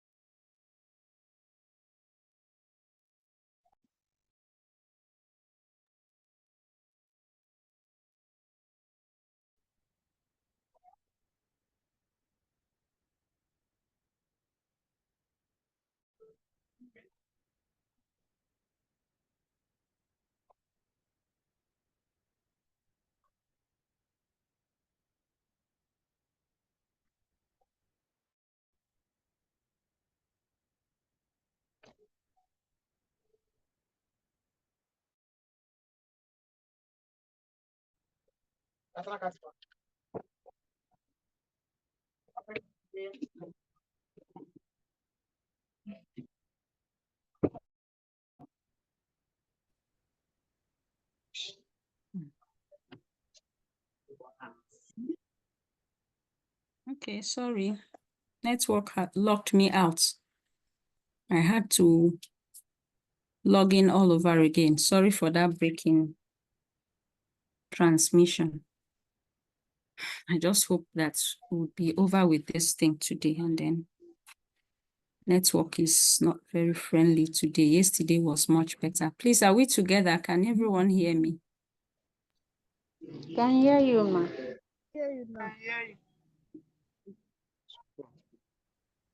Okay.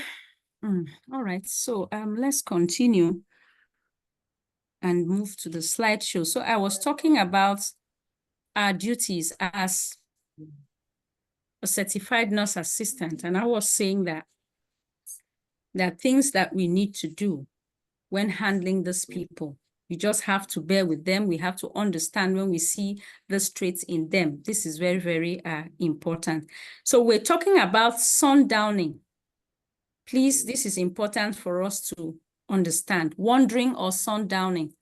Now, what is this wandering or sundowning? Like we talked about in the evenings when the sun is down, people that have, it's something that is very, very common with them. People that have Alzheimer's disease or they have dementia, they tend to get agitated. They tend to become disturbed. You just see them being busy, being worried over nothing.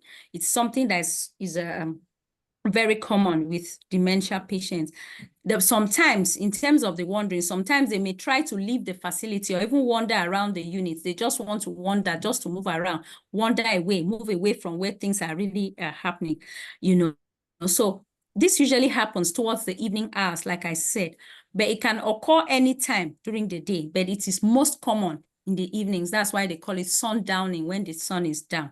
So they may remember too that to them, people that have dementia, they often get their night and their day hours mixed up. They don't follow the time. They live in, sometimes their morning can be their night can be their day. And sometimes so many years can be just something that happened today, and something that happened today could be something that happened so many years, just as I gave you an illustration concerning that, my friend, something that happened about 18 years ago. The mother had to ask her if she actually got the job from the interview, you know. So these are some of the things that happen. So because they get the night and day mixed up, they may think it is time to go to work when it is actually dinner time. That's why sometimes they wonder, because they may think that it's morning. Oh, it's morning now. And you know that it's not morning, you know that it's evening. So they would, if for those that can even walk, they may want to stand up and move because they feel that it is morning, maybe go to work, or they feel that you are going to work at that time that is evening, depending on your schedule. So the person seeks a state of mind, not a place. That's very important for you to know. They are not concerned about the place. They are concerned. What is actually happening is their state of mind at that time. The way they are reasoning is different from the way any other person reasons because of the challenge that they have.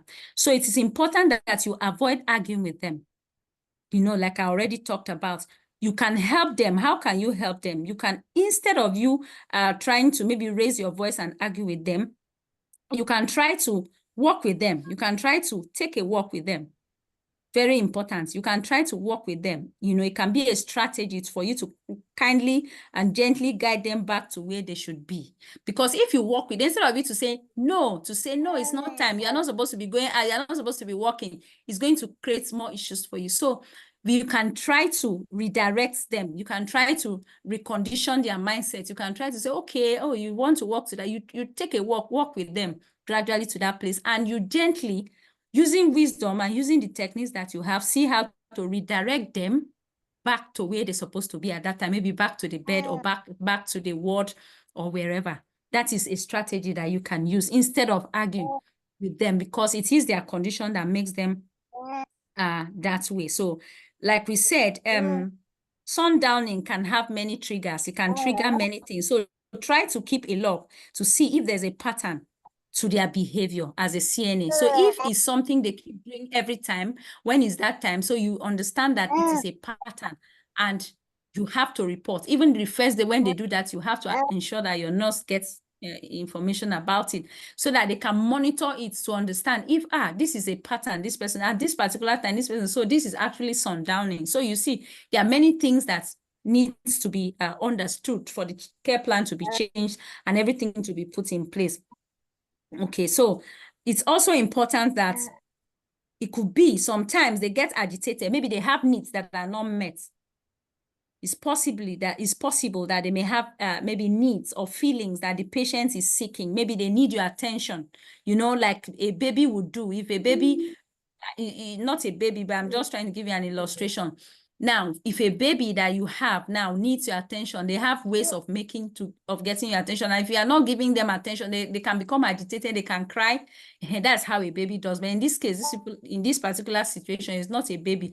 So even for them, but don't forget that their cognitive ability is now distorted. So sometimes they don't behave the way they should behave. So these are things that you need to understand. So the wandering patients can also become exhausted too, you know, walking aside you, Seth, the wandering patient moving can become tired, can become exhausted. So don't just say, okay, today is Sunday, today is wandering. I have seen it's time for Mr. J to wander. And let him wander. And every time I'm tired, I'm fed up of all those things. Let him go. The path is free. Let him go. No, you don't do that. You have to leave whatever you are doing, follow him, assist him.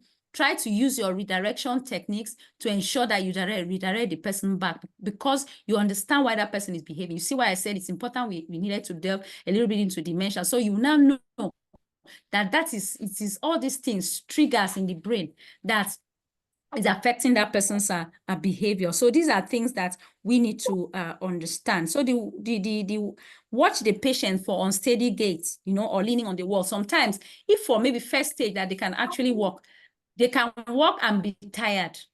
So watch over them. That is one of your duties. Help them, assist them if they need whatever. Sometimes some of them can walk and decide to lean on the wall. Some can walk and even fall. If you are not careful, you don't follow them up. So when someone has dementia, you have to be careful. If you are a certified nurse assistant attached to such a person, you really, really need to be careful. Okay, so like I said, that unmet needs, maybe they have one need or the other that they have not been able to, maybe they've not been able to achieve, or you've not been able to meet their need at that time because maybe they cannot communicate, or maybe due to hitches or something, it can result in them becoming agitated, becoming aggressive. You understand? You cannot, when it gets out of hand, you will not be able to handle it. That's why documentation is important. So from the first stage where you observe, it's better to handle an agitative state in the initially when it starts, than you overlooking it and making it to degenerate to become to the extreme.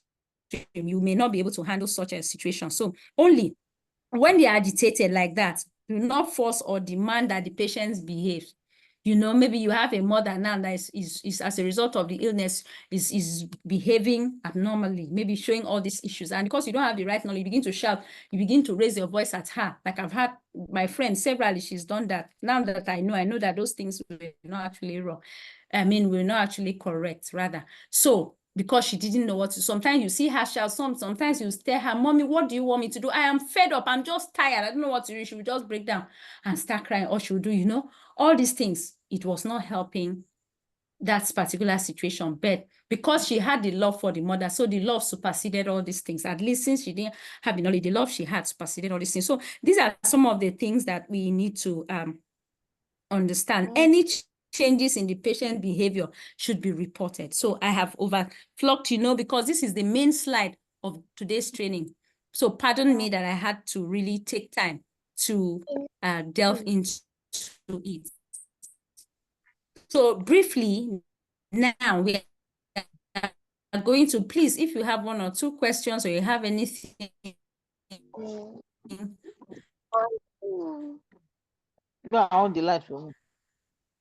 I'm trying to see how to beat network so that at least let network permits me to do the explanation that I need, because it's like it's getting unfriendly.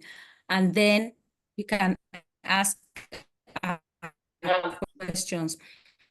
So there can be changes in the behavior. Any changes you see should be reported. Changes in alertness, in awareness of current surroundings, anything you see, wondering more. If the person now has a pattern, now does the wondering, other illnesses report.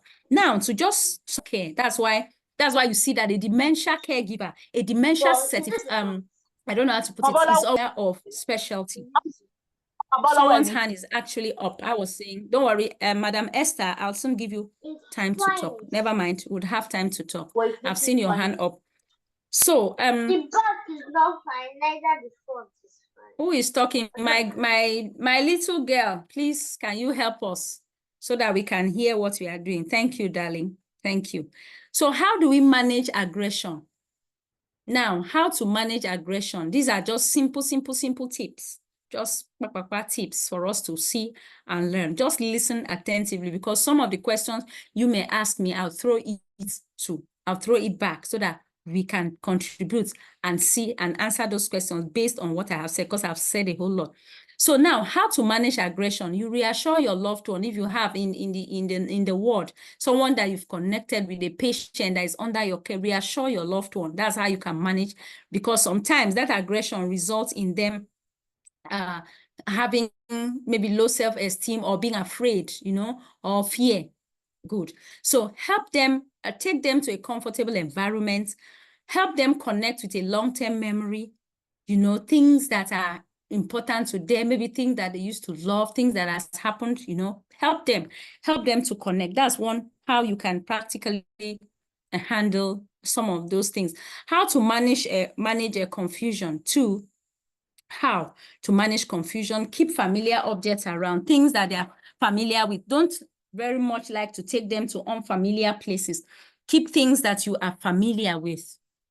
These are very, very important. Things that you know that you would be able to, they'll be able to relate with and easily know. So keep familiar objects. Label drawers and cabinets, especially for those that still have a little cognitive ability left.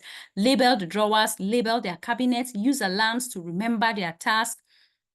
Sometimes you can decide to use a gentle alarm that could help you and also help them to remember their task as well. Now, how to manage sleep issues. Two, create a consistent bedtime routine for them. Try to, especially your loved ones, try to, if you have maybe an aged mother, try to see how you can create a consistent bedtime routine for them.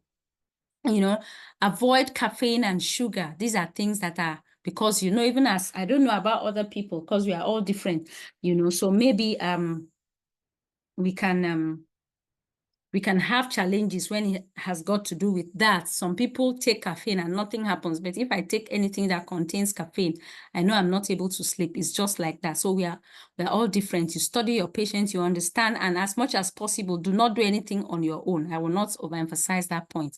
Remove electronics from bedroom.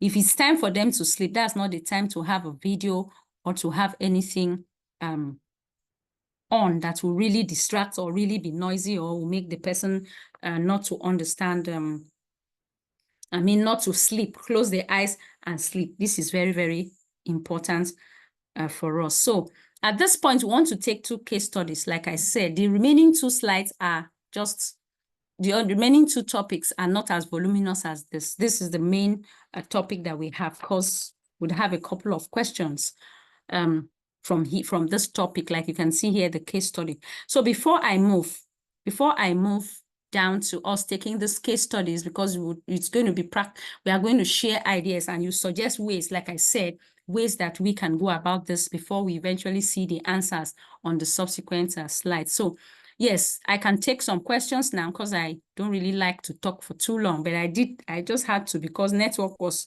trying to be funny. So Esther, are you there?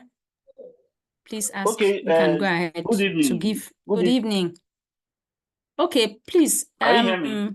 Is this a male voice is talking? Yes, Esther's husband, yes. Okay, I am confused. I am confused. You know why? Because I saw Esther Madu and I'm seeing Esther with another name. So that's where the confusion. That's where the confusion comes into it. When I see that, I already know Esther is Madu. It has stuck to my head. So when I see that Ochekpa, fine. Thank you for the correction. Go ahead, sir, please. Okay. My question is this: why is it that ex-servicemen are prone to dementia? Because I know, like my father-in-law and one or two persons I know that ex-service military have known that died through dementia. Could we be associated to lifestyle, their training when they're military men, or because I don't know if you can. Very well. Even though Mr. Madu, even though you are going to have to pay me for consultancy as regards explaining, because that one is for somebody that is going to be for the CNA course. Anyway, let me say something. Now, lifestyle, what we do in our lives matters. Like I gave you an illustration when I was talking that there is one man that fought Biafra War, like I said that time, and anything that Biafra War is always registering in his brain. Okay, that one is in another different aspect because it makes him happy. It's a way of you being able to connect with him when you bring up those topics. Like my father was a military man. My father also fought Biafra War, and though nobody can decisively place a finger on saying this causes or this causes. Of course, we've talked about the likely causes, the risk factors rather, of these things. And as military men, as force men, there's what we call trauma. There's what we call post-trauma effects is in mental health. Those that are clinical psychologists will understand better. It's post-trauma. You know, military people, they are used to being in a traumatic environment. Even if they are not actually involved in the weaponry. What I mean by weaponry, the people that actually carry the arms and ammunition to fight, they are in a setting of militarization. They're in a setting that is filled with, command here and there, trauma. So I want to believe, I can say to an extent, to 70% or 80% extent, that why these particular people are really prone to it is because of the traumatic experience that they have had. It's because of the I don't know the word to use. I don't know if you understand what I'm saying, Mr. Madu. Because of the environment that they have been, because of their lifestyle, being in command, being in charge. And like we said, people have dementia. If someone falls, people that have actually had things to do with falling on the ground, hearing large sound, hearing disruptive situations like that is part of what has come up to be one of the reasons that people have dementia in a way, even though it's yet to be proven. But if you carry out statistics, just as you have said, military people, I can tell you because I grew up in the barracks, so I understand how it is because of their way of life, because of their action, because of their command, because of the traumatic being affecting them. But that's not to say that other people don't have dementia. To be very candid, dementia is something that is still under, people are still trying to come up with ways because it can happen. You find out that most old people and people that live sedentary lives too, people that don't do exercises, maybe live a kind of their work structure, they are not very free, they pass through a whole lot of in short, they live sedentary lives. Let me just say that, use that word. So perhaps to a large extent, that is why most military people are affected, because it's as a result of maybe their traumatic experience, and especially even minus the dementia, people that are actually involved in the real weaponry, like they face the battle front, they get affected by these things all through their lives. It lives with them. Let nobody deceive anybody. It lives with them up until they die. I remember my father, like I said, was a military person. Then we didn't know anything. So sometimes I know once or twice my mother, because he's an action person, he's always in command, he's always in charge, he's always giving orders. If we see him now drive in when we bring up, if you just hear my father's car, like you hear the backmen, we call them backmen. You hear them open the gate that is entering, they're driving him in. Everybody, you take your position. You begin to read your book. In fact, you make good use of your life. Because if not, you know what will happen. So that type of thing, my mother we were always afraid of him, and he's always used to command. So my mother even said something. She said, could it be that they used to give them a particular injection? Because almost military men behave the same. Up until now, it has not been proven, and it is not in my mouth to hear. I don't know if they gave them injections, but their lifestyle, the things that surrounded them really affected them. So I don't know, Mr. Madu, Mr. Oliver Madu, I think I've been able to the best of my ability, until you seek for further consultation and you pay your fees. Thank you so much. Thank you. All right, sir.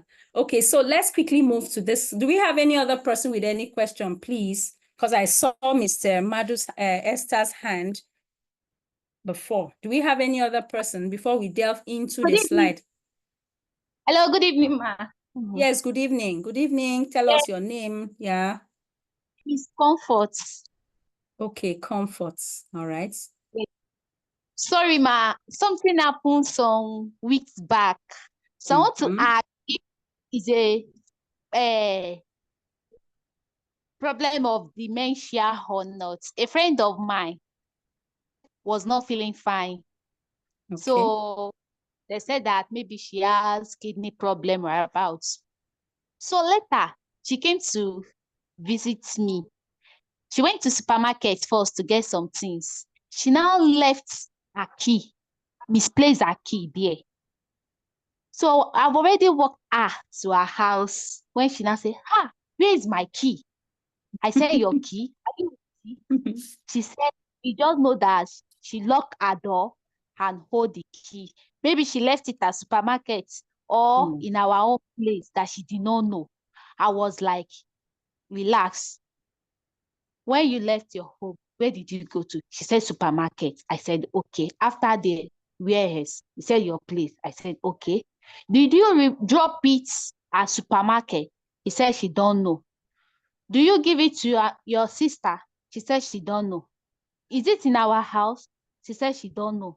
I tried to calm her down for her to recall where she had been to. Maybe she know exactly where the key is. Because maybe I dropped it at home, or I did not drop it. Yeah.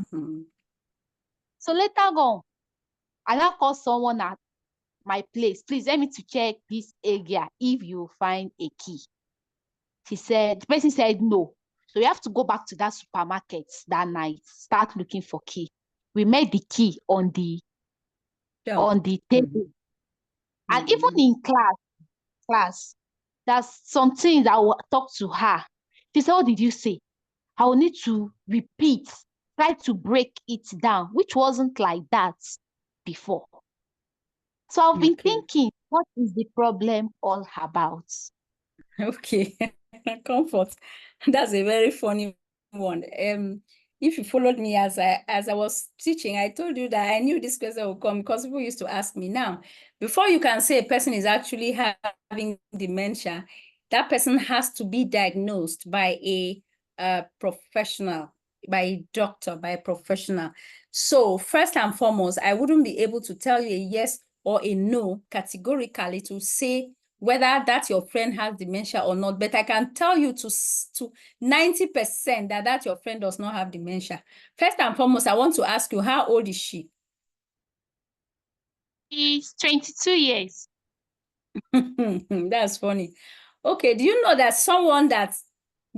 a little reason as little as a boyfriend breaking the heart of the girlfriend can result in making the girlfriend to forget the key and not know where she kept the key. I just want to give you some scenarios.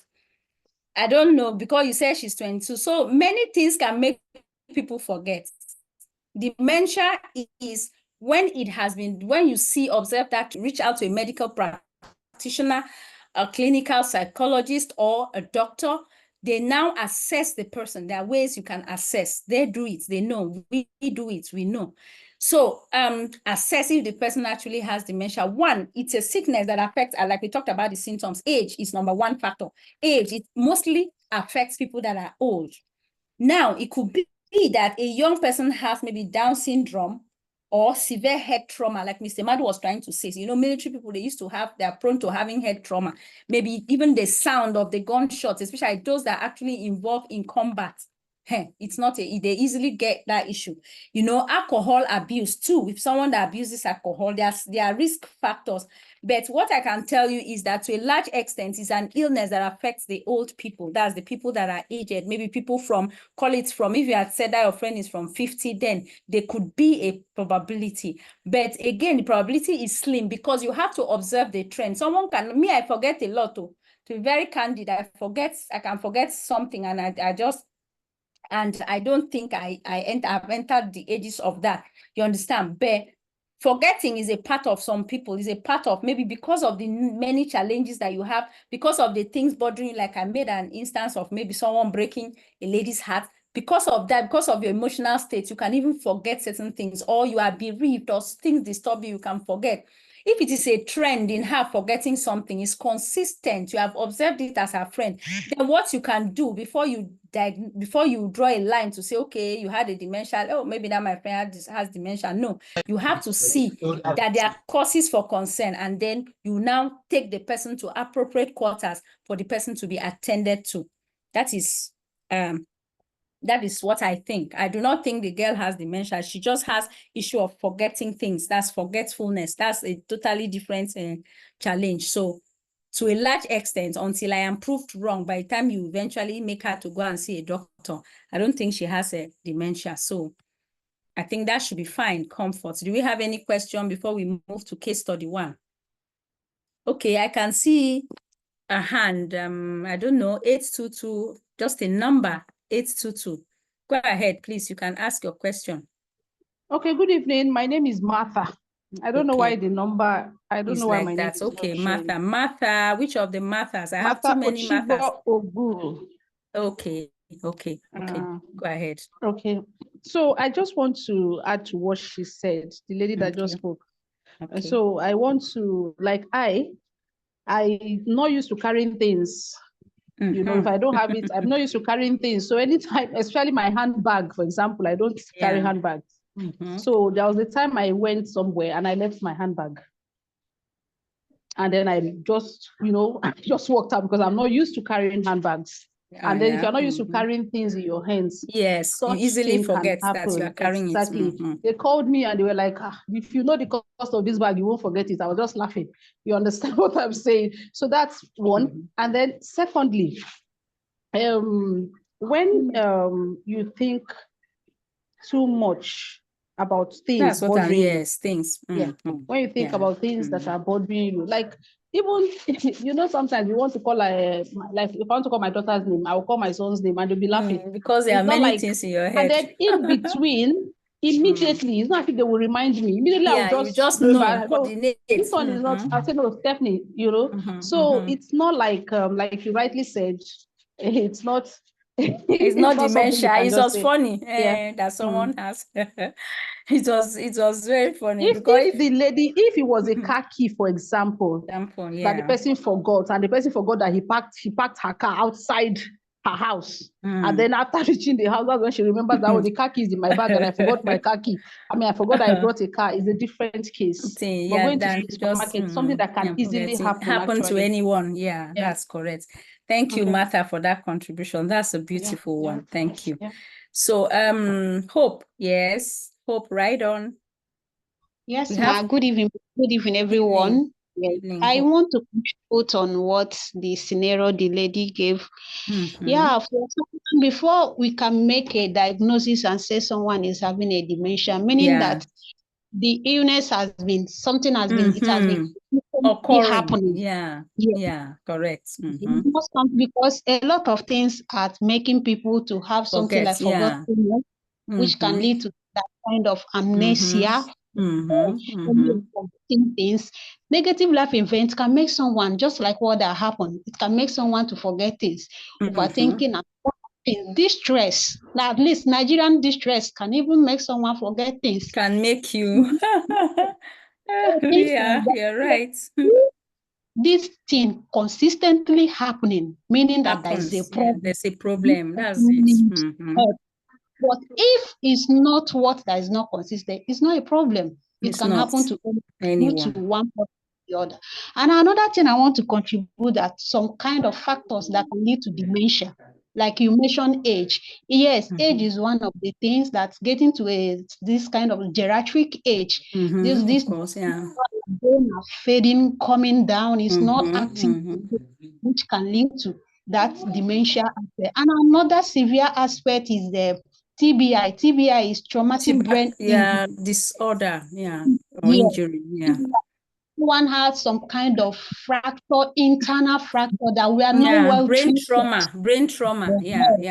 trauma, which can lead to dementia later in future if it's not well treated and well managed. So those kind of things can be a factors that can lead to dementia later in life. So that is why whenever you have any issue, especially when that has to do with brain, or you hit your head or had that, that's where they say go for MRI to check some brain if there is any injury. To go and to check. But sometimes we overlook all those things. But later in future, you see that those kind of illness things will begin to come out. They will now begin to probe and say that it's so things that cause things like that. So things like that can also lead to dementia later in future. Thank you, ma'am. Thank you, Hope. Thank you so very much for that contribution. Thank you. So in the absence of that, I think we can move on because we are going to see how to beat time. So right here, we have case study 1. We have just 2 case studies. I decided to put it, I think it ends the dementia module. These 2 case studies ends dementia module. And the other ones, like I told you, are just a walkthrough. It's not very intense. This is the one we really needed to dissect, hence the waste of that much time. So now I want us to look at this slide, like I believe we can. Welcome, sweetheart. I believe that we can all see this slide. So from what is here, what do you think can be done? You've been caring for a particular person for 3 months and you notice that the person has forgotten his wife and his son's names, and his wife reports that he's not eating as much and just has not been himself lately. On this particular visit, Mr. J is trying to get out of bed, telling you he needs to go to work. You know that he has been retired for over 10 years. His wife is very concerned and becomes tearful. Supposed to be becomes. I'm going to change that. Let me not take our time. So, and becomes tearful. So, as a certified nurse assistant, what do you think you can do in just the scenario that has played out? Who is going to help us to answer? I'm actually trying to go through my attendance. There are people's names that I have not heard. Yes, I have not heard Mr. Kingsley. Mr. Kingsley, are you on the platform? He's not here. Okay. All right. So who is going to help us? I just wanted to find out if that man is, because I think I didn't hear from him. Mr. Wheeler. Yes, ma'am. I hope I'm correct. Pardon me if I dissected your name wrongly, please. So what do you think can be done in this situation? Because I have not heard your voice. I didn't hear your voice yesterday. Okay, so on this particular point, first and foremost, the age. You look at the age. This is retired and so the age shows the signs and symptoms of dementia. 1. Second, memory loss. He cannot recognize the wife and the son. And Okay, okay. Yes, I've heard you. I've heard you, Mr. Wheeler. Thank you. Thank you for that. You've actually told us what you've actually said is some of the things that can come to you when you see such a situation. You think about the age and then, thank you so much, Mr. Wheeler. Okay. Mr. Michael, yes, I think I've not heard from you. Have I? Okay, Mr. Michael, please go ahead. Thank you very much, Ma. My observation in this case study, since patients, I think what I need to do as a CNA is to document and report to the appropriate quarters, maybe the registered nurse, what I have observed in thank you. In this person that I'm taking care of. So like number one of the things I notice here is that I can notice forgetfulness, maybe I can notice impairment. Probably this person is not able to retrieve the name of his wife and son. So I have to document that. And probably the other things too, the other things that he's trying to say, that I want to go back to work and okay, thank you so much. And tell the appropriate professionals that are going to come up with the diagnosis. I think that's what I need to do as a carer. Wow, thank you. Thank you, Mr. Michael. You have just nailed it. You've just put the nail on the head. Thank you for the contribution. Even Mr. Wheeler, thank you too, because you try to make us aware of the things we should actually consider. So thank you for the responses. I've seen Martha's hand, but Martha, it's actually, okay, Mabel. Okay, Mabel. Okay, Mabel. Yes, I can hear you now clearly. On this case study. I think a case study like this is all about forgetfulness. And what we should do, from my own understanding, is that we should send familiar objects around them, things that they can remember. Like you said about how to manage confusion. We should label their drawers too, and create some familiar objects that they can remember, things they can remember around them, so that they can all right.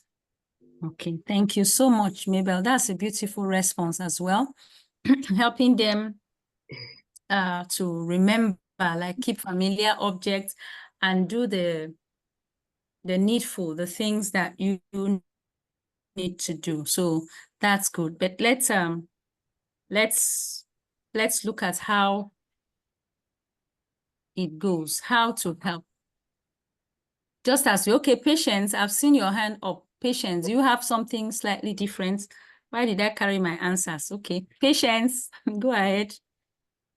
Okay, I wanted to just say that, from the case study, the way it is presented, this is somebody you have been caring for. This is a noticeable difference, first of all. Yeah. So you have to document and relay back to the registered nurse on this change in behavior that you have observed.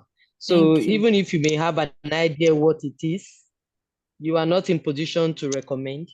You are not even in position to even diagnose, even to the family member. From what we have learned is for us to document and relay back to the registered nurse, who then picks it up for channeling for diagnosis, and then give you a plan for management.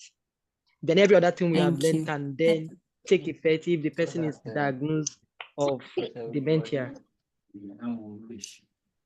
Thank you. Thank you so much, Patience. Thank you for that. So the bottom line is, like we can see, first thing you do, we have all answered correctly. First thing you do is to calm the person down, because of course it could be due to agitation, or it could be to now. It could be, I cannot be doing that. I'm going. It could be due to agitation or one thing or the other.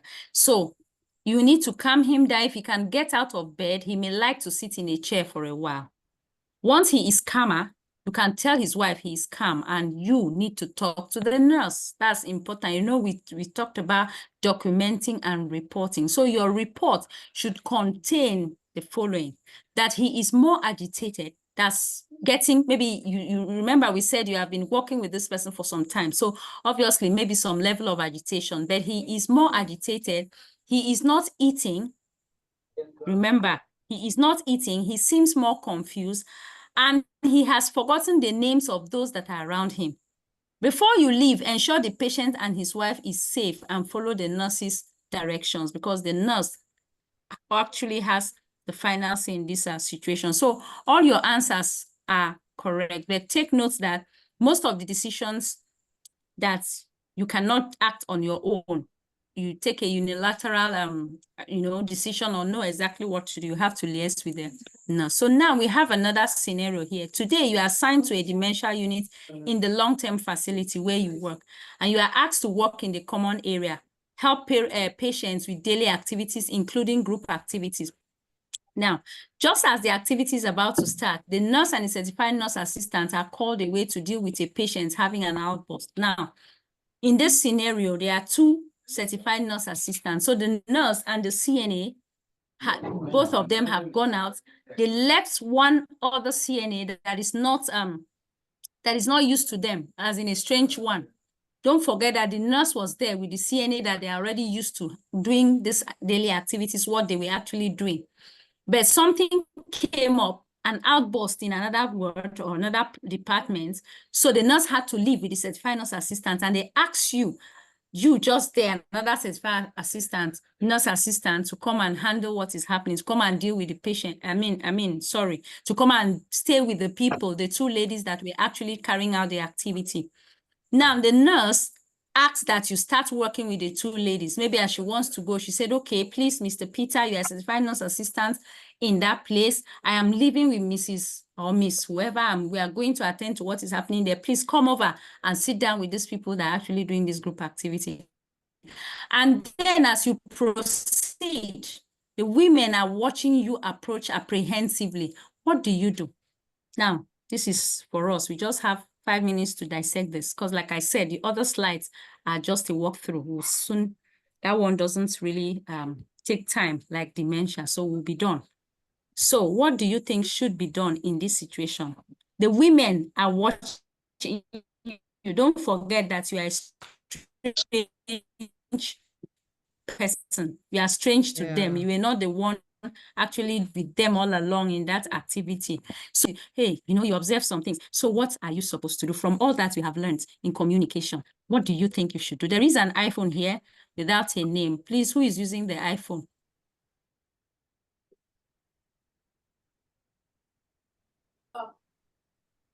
Hello? Okay, who would wish to answer? Because the person with the iPhone, I cannot hear. Who wants to answer us this question? Who wants to answer the question? We have learned communication skills. So okay. What do we do? Yeah. Can I go? Okay. Hope.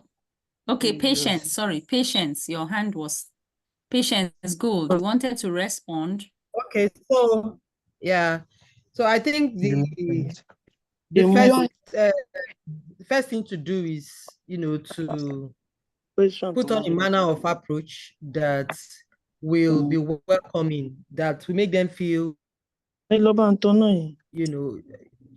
you're approachable, because apparently they are worried that you are somebody that's unfamiliar, so you need to start by even your body language. If it's a smile, a kind smile, a don't worry, kind of conversation just to calm them down, to know that, there is nothing to worry about. The people that they were working with are just gone for some time, they will be back. So I think it's your body language, your facial expression and the way you approach them, to calm them down and to gradually buy their trust that you're actually not going to harm them. You are actually in the flow of what the people that left, are to do. That's what I think. Wow, patience. Thank you. Thank you. So without wasting time, I would just like to see what can be done. Let's see how to move this thing keeps blocking lady waits. Okay. Now, we had learned these skills. Chop. Please, someone should mute the mic. We are hearing different things and it's not helping us. Remember, patients with a diagnosis of Alzheimer may be paranoid. Remember, we said something like that. They may have issues. They may be paranoid or frightened of new people. They are not easily welcoming of people that they are not familiar with. So approach, just as Madam Patience has said, that is a beautiful response. Approach them in a friendly manner, not threatening manner. Don't want to show them that, okay, you move to them in a threatening manner. No, you may want to sit with them on their level, which is very important. You may wish to come down to their level, not to be standing while they are maybe in a sitting position since they're actually playing. Start by telling them your name in a calm voice. Ask them if they would like to do an activity with you. Ask them, oh, I can see you. Would you like me to join you, or would you like me to do this activity? For example, you may even suggest maybe coloring, maybe doing movements, maybe conversation. Watch for signs of agitation and fear. Then report to the nurse what you did and how the ladies responded. So it's just something that we just have to follow our communication skills and then we move. So having said that, now let's quickly don't worry, anybody that has any challenge of you not seeing, trust me, I will definitely send the slides to you. It's been on for a while, so you get to see it. I can hear maybe someone is saying, oh, it has gone off. So don't worry, you get to have it. Let's move so that we can finish. It's not plenty remaining. Now, there are health and safety regulations. That's another module that we have. It is important. That's why I said this one won't take us time. It's important that we understand these things. Not sleeping on duty. Very, very, very important that we don't sleep on duty. Nurses don't sleep on duty. I like to tell stories, but my time does not permit us. It's important that you adhere to the rules. You don't sleep on duty. My first child, when I was in labor, to tell you the truth, that's about 20 years ago, almost 21. Now, my first child, when I was in labor, I was actually in the ward and the nurses left me, they went to sleep. I'm not talking of CNAs now, I'm talking of nurses. As CNAs, you are going to move. So it's better you have all the knowledge that you can have. They left me there because I was quite young when I got married, and they just assumed that like their mentality and everything just told them that, don't worry, she's in labor. Oh, that girl, no, she's very, fragile. The way we see her, when she actually gets to the labor room, we will not hear anything in this place. So she will shout, now let's just go and sleep. 2 of them, midwives, they went to the small room there. They went to sleep. Seriously speaking, I promised my husband I was going to share this on the platform today. And so they left me. I went to sleep. We are talking about sleeping on duty. I was in pains. Imagine first child, women on this platform, you can relate if you have a child.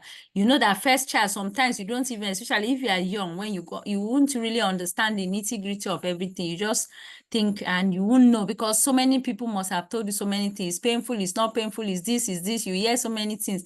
So when I got there, I remember that my mother told me one thing, that when you are in labor, do not scream. Like if you are not having CS, if you are giving the giving birth in the normal first way, the other way of giving birth, she told me if you scream, you will scream all your children. My mother likes to say some funny things. She say all your children, that's how you be screaming. You disturb everybody in the world. You wake up everybody. So you better make sure that you bear with it. So I took that, I put it in my fingertips till I got married. It was time for me to give birth. I was enduring the pain. The only thing, I'll just gnash my teeth, I'll just press something. I was looking for ways to do away with it, not to scream so that I don't wake the people, because it was in the night. It was in the around 2 a.m. or so. People were asleep. The other people in the ward were asleep. And it was a general hospital as at that time.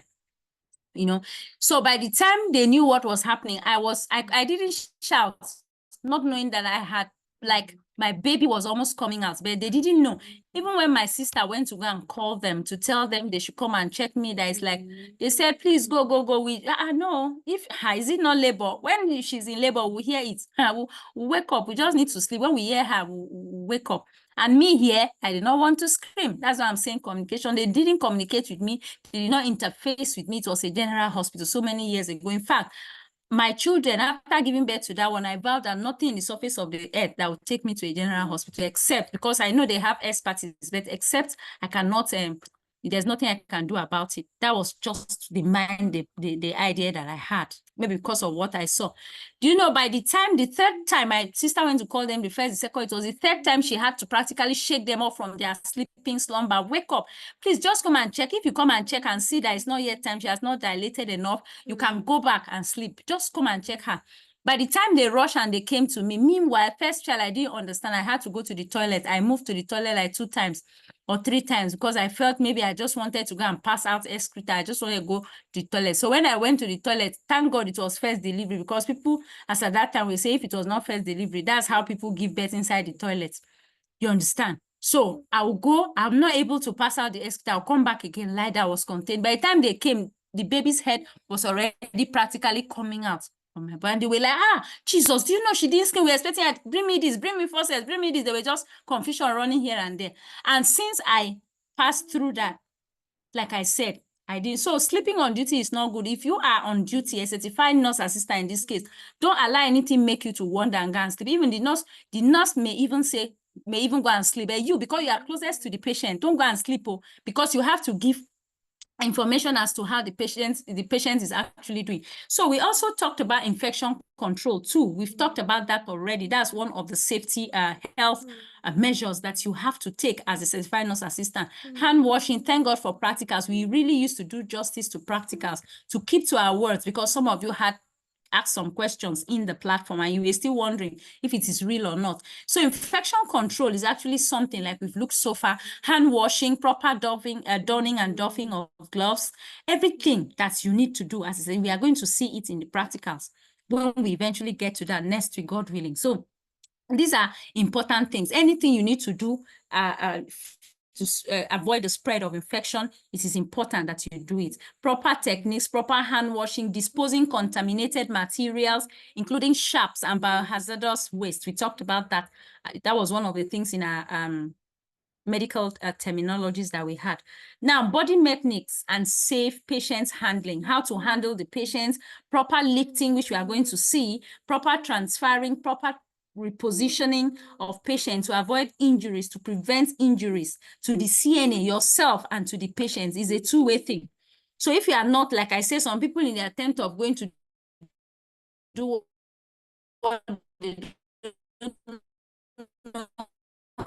how to do, they fall with the patient, and you can imagine a person that is ill, it's not a good thing at all. So that is practically some of the things. So we also talked about using assistive devices such as gate belts, which would see if would have it, mechanical lifts, slide boards, things that we can use to transfer a patient maybe from the bed to the wheelchair, from the wheelchair to the bed or to a chair. Sometimes the patient may want to just stand up from bed. What are the procedures? How do you transfer? These things are important. Safety, to ensure that there is no injury done to you or to the patient. We also looked at patient rights and fire safety. I beg your pardon at that point, I missed it. Fire safety and emergency preparedness. It's important for us to have fire safety trainings. Do not take too many things for granted. I know you are a certified nurse assistant, like you are a CNA, but it is important, I tell people, imagine you having maybe a fire prevention and a preparedness certification attached to your certified nurse assistant certification. It's you have an edge. Anything at all, I tell people, that will give you an edge in this world of employment challenges, in this world of, you need to go prepared, you need to come prepared, you need to be prepared, because preparation, let preparation meet opportunity. Be prepared already before you have the opportunity, so that when the opportunity comes, you can step into it. Not when you have the opportunity, that's when you are going to prepare. No, that's going to be a wrong distance. So it's important that even as CNAs, you have that fire safety awareness. That's not to say you should be a firefighter. That's not what I mean. Like, to be aware, to know what to do. Even as you are there, you know where the fire extinguishers are. You know how to use it. You learn how to use it, because you may never know. Emergencies don't ring bell. They just happen. So that when something happens, even in your house, even in your neighborhood, you know that at least I have the training, or I know I can use the fire extinguisher, I can handle small fires. Because if you are not a firefighter, you are not to handle fire that has escalated. Rather, you take the preventive measures, staying safe. So, you know, but the little level, you can just have, you can just have the awareness that is very important. And emergency preparedness, how prepared are you? When there is an emergency, what can you do?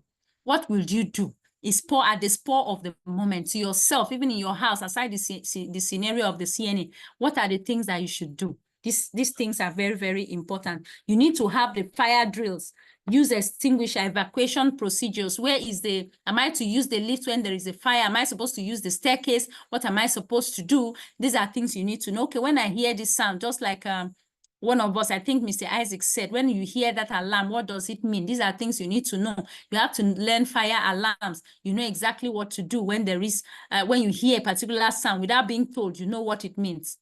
So these are things that are very important for us to know. I know the resources, but as time goes on, there are a lot of online resource things that you can learn, help yourself, rather than sitting in the confines of a classroom, for you to build your portfolio, for you to build your knowledge and be prepared, so that opportunity will actually make you prepared. So also we have patient rights and confidentiality that we already talked about. That's one of the things. You have to ensure that you have respect for your patient privacy and dignity, autonomy. Don't take away all the control from your client except extremely necessary. Ensure that the person is allowed, he has a level of control. Do not exercise power over, exercise power with. This is important. A lot of parents exercise power over their children. Like I do a lot of, I talk a lot with the teens, and I talk a lot with children. When I have the opportunity, I just do it. I train schools. I do a lot of things. Why? Because we are missing out in that particular aspect. Most of us as parents, like us, I'm a parent as well, we have that disconnect. We don't have that cordiality with our children. You understand? And so when you don't have that cordiality with your children, there is definitely going to be a disconnect. And at the same time, understanding their ages, there are some of the children you give a level of independence because of their age. You don't intrude in just everything around the clock. You want to know, why did you keep that cup? Why did you carry that cup? No. You can even want to know and ask. There's a way you connect with your child that you don't even ask for a particular thing. The child keeps you on the know because of connection. Connection is very important, and communication is very important. So patient's rights and confidentiality, ensure that you protect your patient's information. Do not disclose it to a third party, or maybe like Comfort was trying to say, maybe disclosing it, what is actually happening, in her workplace, maybe telling another person. I'm just giving you an illustration, or what is happening in my own workplace with my own patient. I go home today and say, I mention the patient's name. The highest you can even do, if it's your husband, is maybe, or someone close, is to say, oh, do you know a patient today had this or had that? But even then, it's out, or you are not supposed to disclose. And even when you do that, you don't mention the patient's name, because it's against the rules. If anything for any reason goes out and it comes from you, you are in for soup. Now, we also have abuse and neglect prevention too. As a certified nurse assistant, is one of the safety rules there that you have to ensure that you report any neglect. Like I said, if you see any abuse, any sign of abuse on your clients when taking care of, please report your concerns to appropriate authorities, because you cannot do anything. You can't do anything. And it's even easier for you to penetrate that patient, because there are some patients that will not even tell you what the problem is. They will not tell you no matter what, because when people are abused, they are actually threatened. Like those that have had mental health awareness training with me, At least they can say that they're actually threatened. A girl that is raped, they'll tell you, don't tell anybody. The day you tell your father, if you tell, I'll kill your father, kill your mother, kill all your family. They put a lot of fear into these people, and most of them bottle it out, and they grow up with it, and it affects them in their husbands' houses. They transfer their aggression to innocent men and a whole lot because they've not had the opportunity to actually speak up. So if you connect with your patients, if you connect with your clients, it's even easier for you to get information from your patient than from the nurse. Than for the nurse, because some of these people are attached to you because they are closest to you, especially a dementia patient. They are familiar with you, so they can open up if it's the first stage of, they can tell you some of these things, you understand. And so when you hear these things, is to report to appropriate quarters. You know, do not neglect issues of neglect. Their parents, children, people that neglect their parents, saying they are witches. That one is another different dimension. Maybe that's mental health. So I shouldn't bring it here, mental health awareness. But I just want you to know. So if there's anything like neglect, you see your client is your patient is neglected, is abused, it is right for you as a CNA to actually report. Okay, so that is just the A to Z of the health and regulatory regulations. Remember that, like we talked about the use of fire extinguishers, we talked about how a nurse should dress.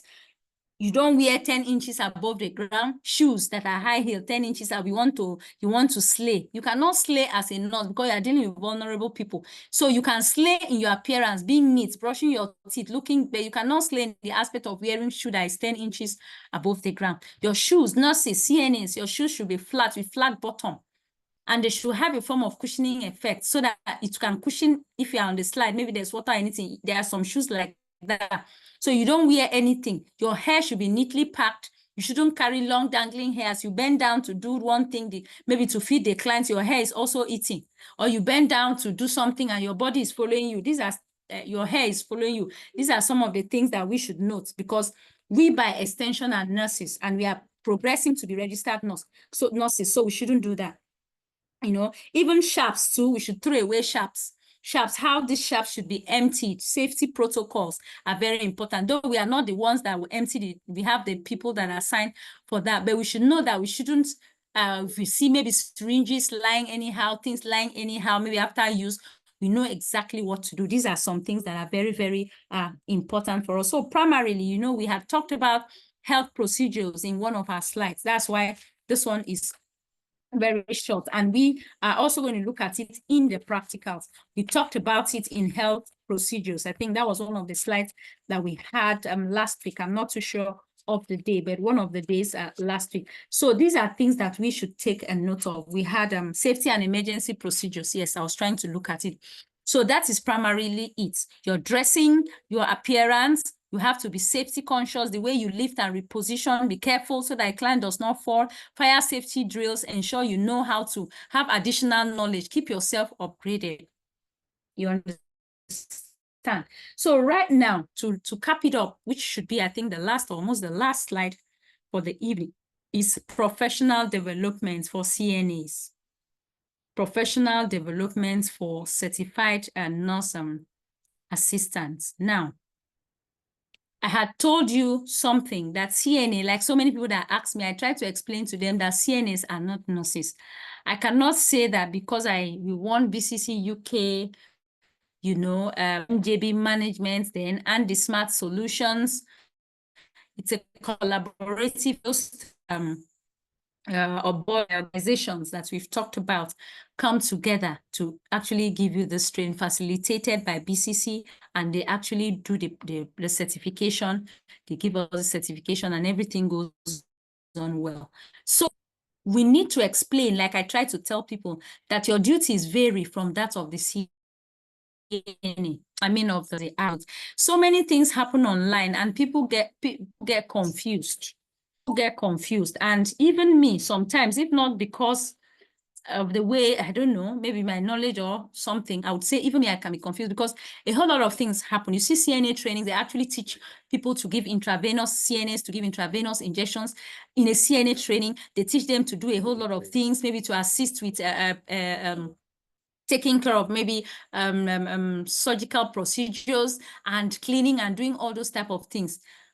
Cleaning, handling a diabetic patient, you know, you don't have to cut maybe the nails anyhow, or to do anything that will inflict wound, because diabetic patients, their wounds don't heal easily. So all these things, I see it happening when they actually have trainings, and I just wonder, you know, I'm not trying to blow a trumpet, but I just wonder, because that is strictly out of the curriculum of a certified nurse assistant.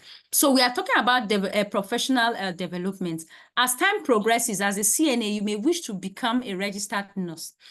Of course, you want to go higher. Like I talked to some people, I told them, if you don't really want to go higher and higher in the nursing hierarchy, opt for the caregiving. I talked to a couple of people that talked with me. Caregiving was also still organized by BCC UK and the Smart Solutions and MJB Management. I told them that because CNAs mostly are people that may wish to ascend higher in the hierarchy. Maybe they have moved out from any other profession. They want to get into the health field.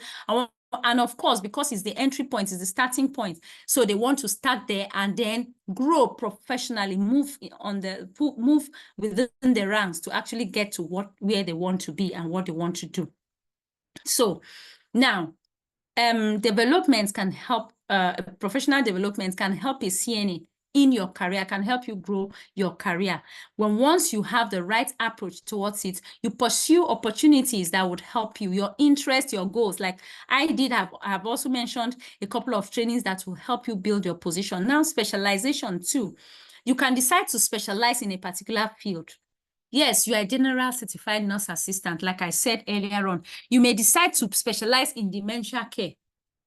You may decide, like I think one or two people here have had dementia care training here. I think Madueke or so, if I'm not mistaken, has had training dementia care. Now that's an aspect that will help you. You see these things that we're talking about, it will be dissected. Every damn thing will be broken down so that that's your area of specialty, and you actually would have a certificate saying that you are a specialist in dementia care. That's just one of it. So there are other areas of specializations too. If you want to continue to move in the hierarchy as a nurse, then try to see how best you can, if possible. Not that we don't have, like doctors, not that we don't have GPs, that's general practitioners. Yeah, we do. Nurses, we have general and so on. But someone like me, I feel that it would make more meaning when you move higher, especially for you to specialize. Maybe cardiology, you could be a certified nurse assistant, and you could go higher and have actually come up with a nursing degree, you know, in a particular field. We have cardiology, we have pediatrics, we have geriatrics, you know, we have home care, we have a lot of special areas of specialty. And when you are a specialist, you earn more money. A general practicing doctor that you can just handle, if someone has malaria, has this, yes, fine. Depends on where you are and depends on certain factors. But when a person specializes in a particular field, it stands you out. It gives you more opportunity. You will earn more money. You will earn more respect. You will earn certain things will come out because they know that you are well read in that particular field. And when they have something to do with that field, they reach out to you. They know that that is your area of specialty and you cannot go wrong because that's your area. So these are some of the things that is important for us as we get our certifications by God's grace. At the end of the training, we may wish to proceed. We may find ourselves anywhere at all in the world, anywhere we wish to go, you know, and we may want to go higher. So it is important that we take note of these things too. Okay, also getting certified in trainings is important.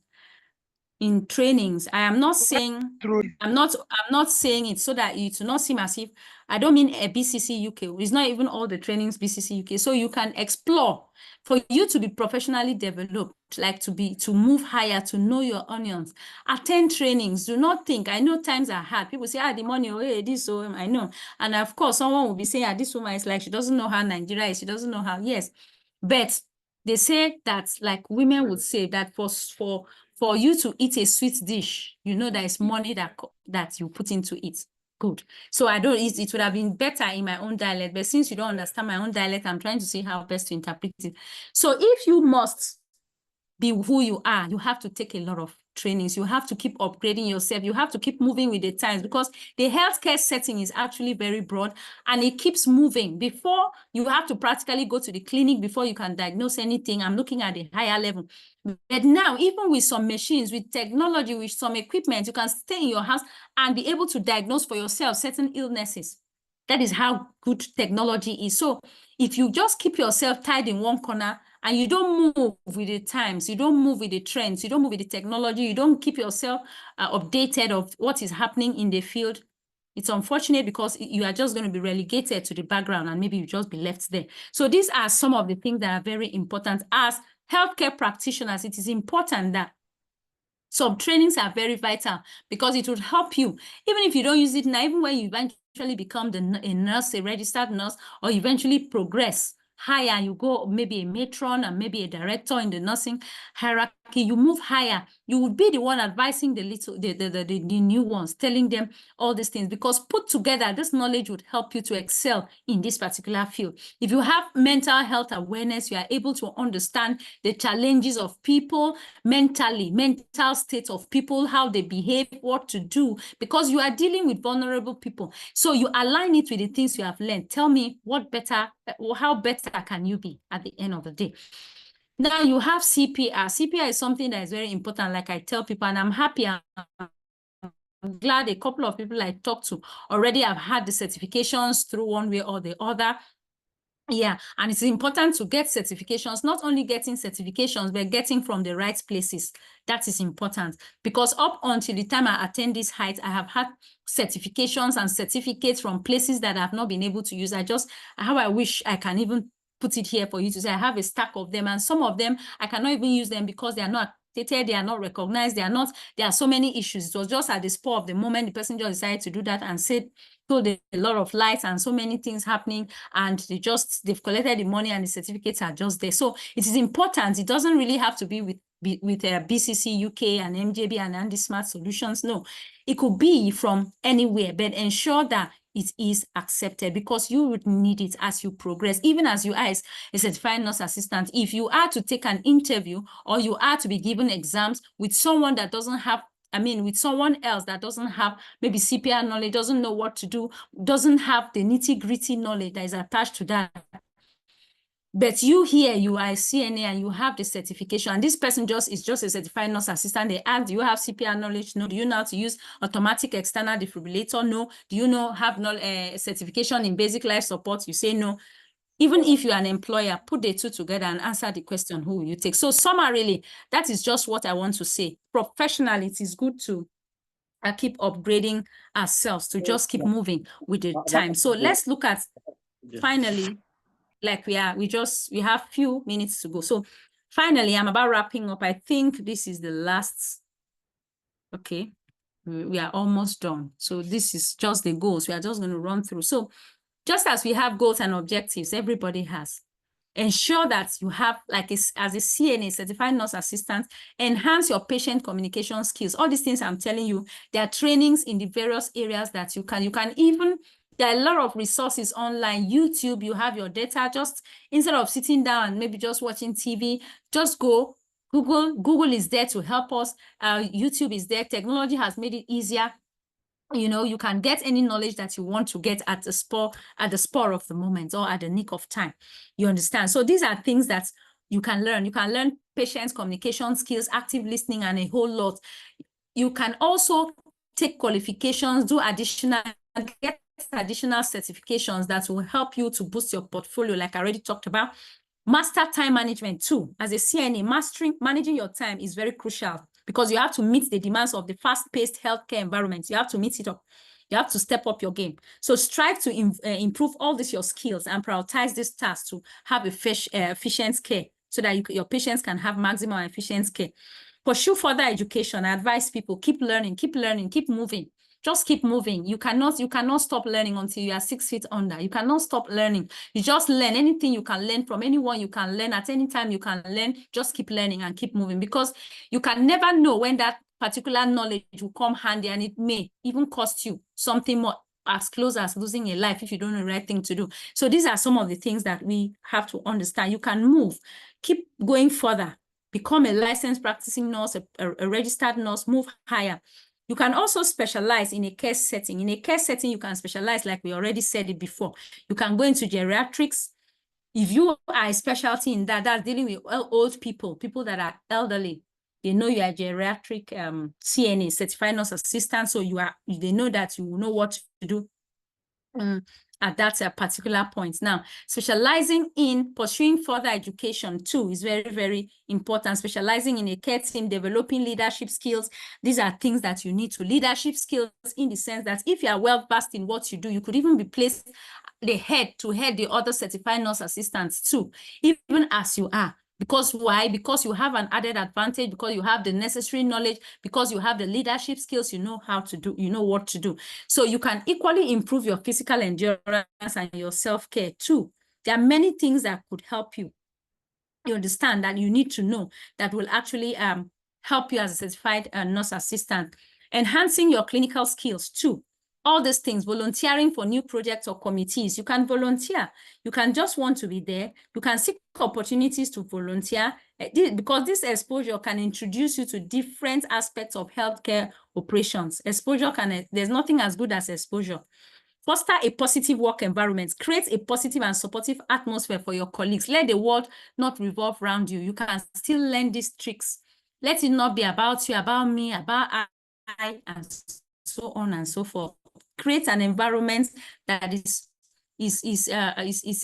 embracing to anybody that comes around you. Advocate for patients' rights and quality care too. Embrace the role of patient advocate. Because you are the certified nurse assistant, you may firsthand see what your client needs.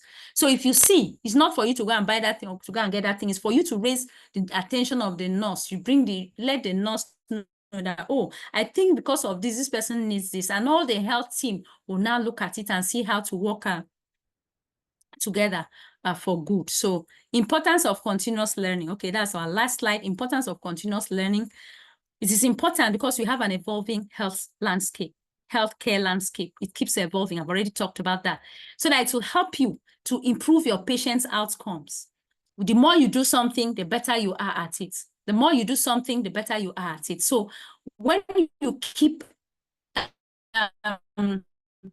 learning, you keep upgrading yourselves, you keep learning, even be a force to reckon with. You may even be a person that they can refer others to go and meet. Why? Because you've taken your time, you have invested. When you invest, of course, you reap from your investment. So that is just it. So advancing your skills and knowledge, increase job satisfaction. These are things that actually come with it. So when if you have enough trainings, you continue to upgrade yourself. What else do you expect? You'll be satisfied in your job because confidence will come in because you know what to do. There are times things happen out of lack of confidence. You don't actually know what to do. You are disturbed. Like I said, that when things happen, like I was talking about CPR the other day, that when there is an accident, you see that a whole lot of people, some actually know how to do the CPR when there's an accident or someone slumps, but most of them will not do it because they are afraid of being held responsible if anything happens, which I said the Good Samaritan laws cover when we have the practicals, would see that, you know, and some people don't have the confidence. They actually know this CPR, but they have not, they don't know whether they are going to do it wrongly. They're afraid of so many things. So with knowledge comes confidence and you become satisfied in that your job. You can perform when the need arises. Of course, for a CNA, you have a limited scope of work.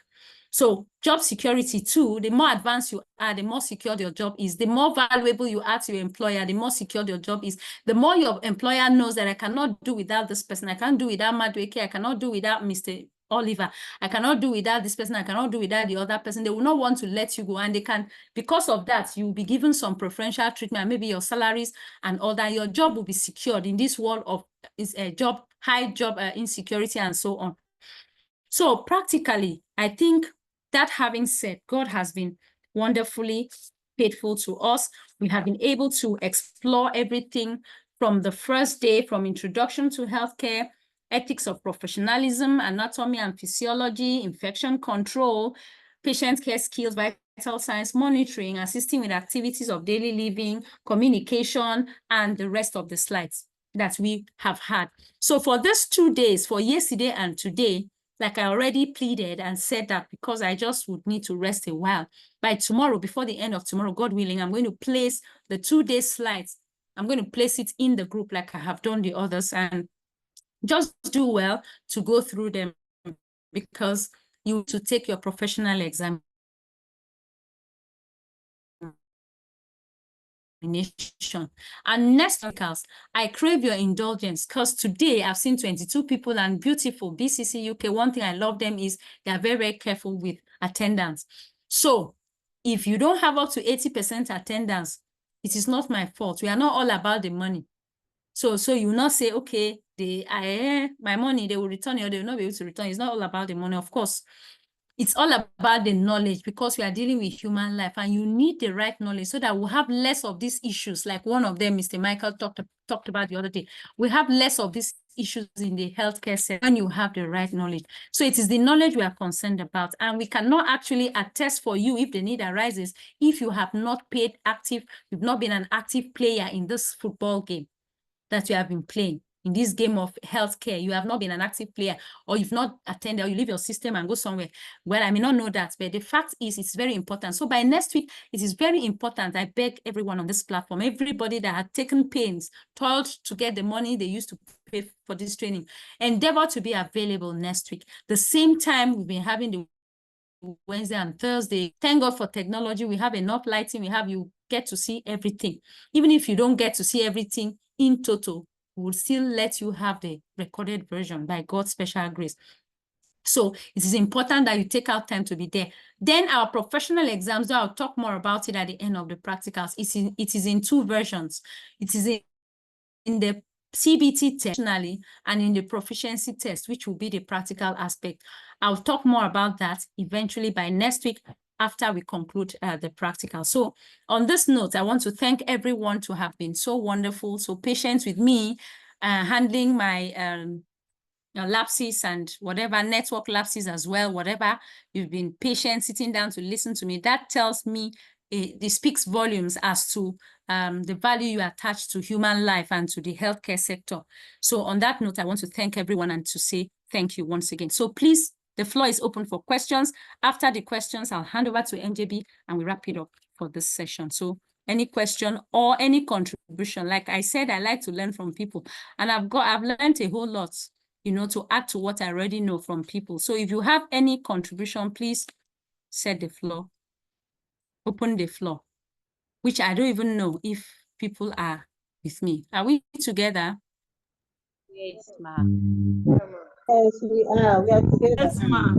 Okay, so do we have any questions? Do you have any concerns? It may not even be concerning what we are doing. It may be any other thing at all as regards maybe the process of the whatever. So we can just ask in the next few minutes and then over to MJB. Okay, patience, please. Okay, Right ma. on. So I'm back to exam again. Do we have practice test? Yes, that's what I was saying. Yeah, that's what I was saying, that I had said it earlier. I don't know if everyone here heard me. Please, did everybody hear me when I talked about practicals? Maybe I was talking to myself. I don't know. Did we hear? Ma, I'm not talking about practical. I'm talking about practice test. So the exam now, do we have like that's what I'm saying. That's what it's the same thing we are saying. Okay. It's the same thing we are saying. What you are saying practice test and I'm saying practicals is the same thing. Now, what is obtainable is that you are going to have the CBT test. That is the computer-based test, which is the multi-choice. That's why I said at the end of the practical session next week, by that Thursday, I would go into and explain everything. And, I do a lot of communication, so it's not a problem. But we would have the practical tests, like you would like to call it, and the practical aspect of it. So it's two sessions. We are going to have the CBT where they ask you the multi-choice question. That one is computer-based. You just log in, you have your user ID, your password, you log into the platform, answer the questions within the period that you are given, and the time frame that you are given, the number of questions, you answer A, B, C. If this A, B, D, C, D, you move like that. That's you circle multi-choice questions. And then after that, you would have to do a practical, you have to show us the practical test. You'll be given something to do. So maybe when we get this, I cannot talk about that because we've not actually had the practical sessions. So when we get the practicals where you see practically how these things are done next week, then I'll now delve into that aspect of it and tell you exactly how it's going to be done. So that is it, patience. It's a two-side thing. That one is going to check your competence. while the ABCD is going to check your maybe theoretical knowledge of the CNA duty. So that's it, patience. I don't know if that's clear. Clear, ma. Okay. Okay, Mr. Isaac, I saw that it's like you wanted to say something. Mr. Isaac. Yes, Okay. ma. How are you? I'm fine. Thank you. Yeah, it's unfortunate today. Today I had a very bad network. So everything said here, I only listen to few. Oh, so Yes. sorry about that. So sorry. Don't worry, you get the slides. Like you just get the slides. It's network, and that's beyond human. Sorry about that. Don't worry, you get the slides. Yeah. Okay. I just want to say something about the study case which actually listened. The network permitted to listen, and I wanted to do something about it. Okay, to Yes, contribute. you see, Okay, fine. yes, to contribute exactly. You see, for me, for instance, my father has a prayer camp. He's a general overseer of a church, and in our Africa, you can relate a prayer camp to a healthcare setting, because most people believe that after taking a lot of hospital treatment and there is no solution, you can go to prayer camp and God can answer you sometime.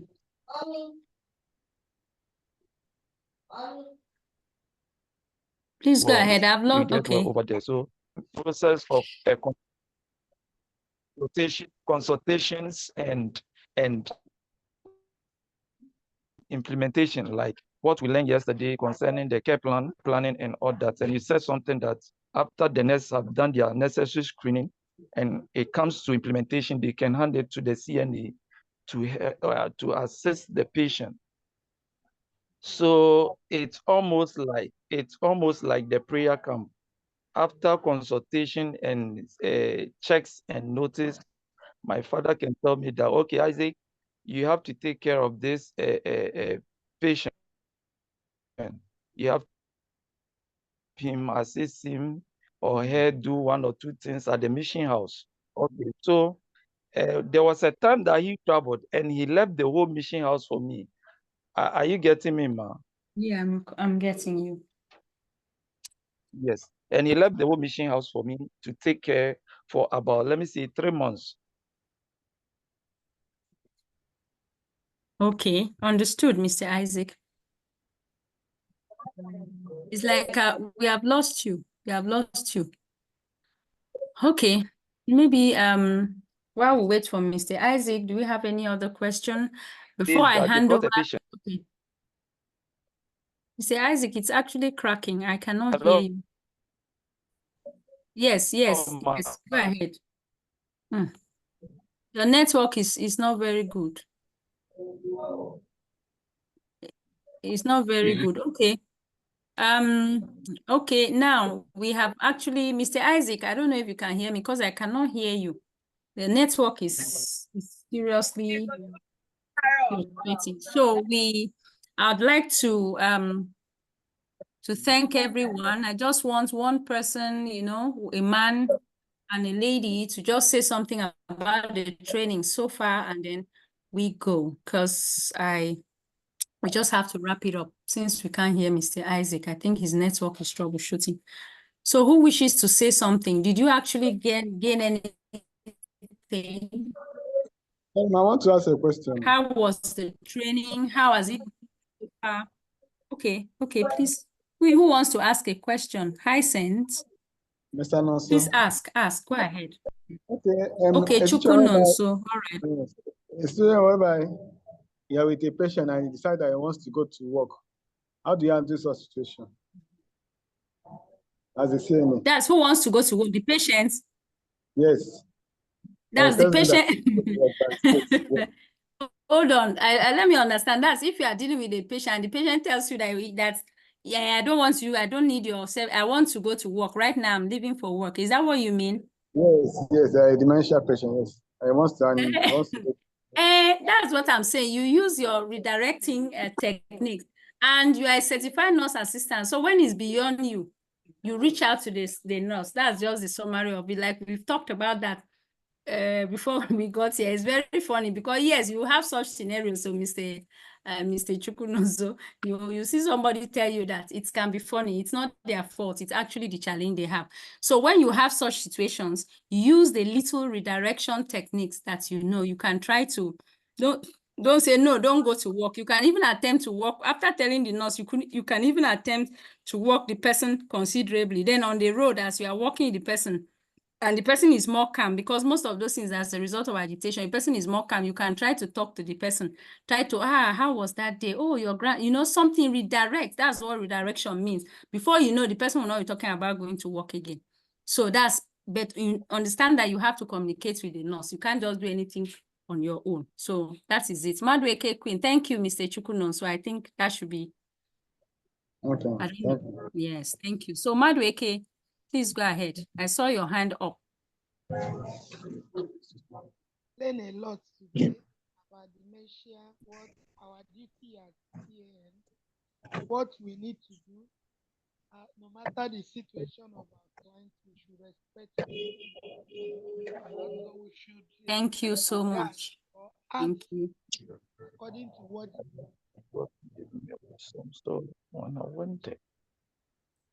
thank you. Madueke, your line is actually breaking.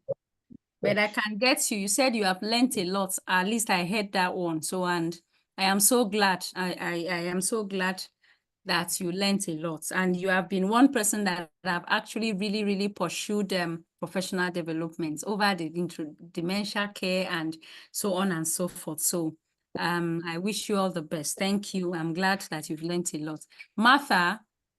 Martha's hand, Martha Ochipo. Martha, you wanted to say something? Okay, yeah. I was even typing it, so right. Anyway, it's something very funny though. Something very funny. It's about my dad. My dad also had that. In fact, my dad is Mr. Oliver's Mr. Oliver Madu that said his father-in-law. So that means you have to find him for saying that kind of thing. You have to make him pay for saying that. He will pay. In fact, he will pay. Okay. Make sure. So I remember then my dad, he was a military man. Yeah, an ex-soldier. So then he would just inside his house, he would tell us, "I'm going home."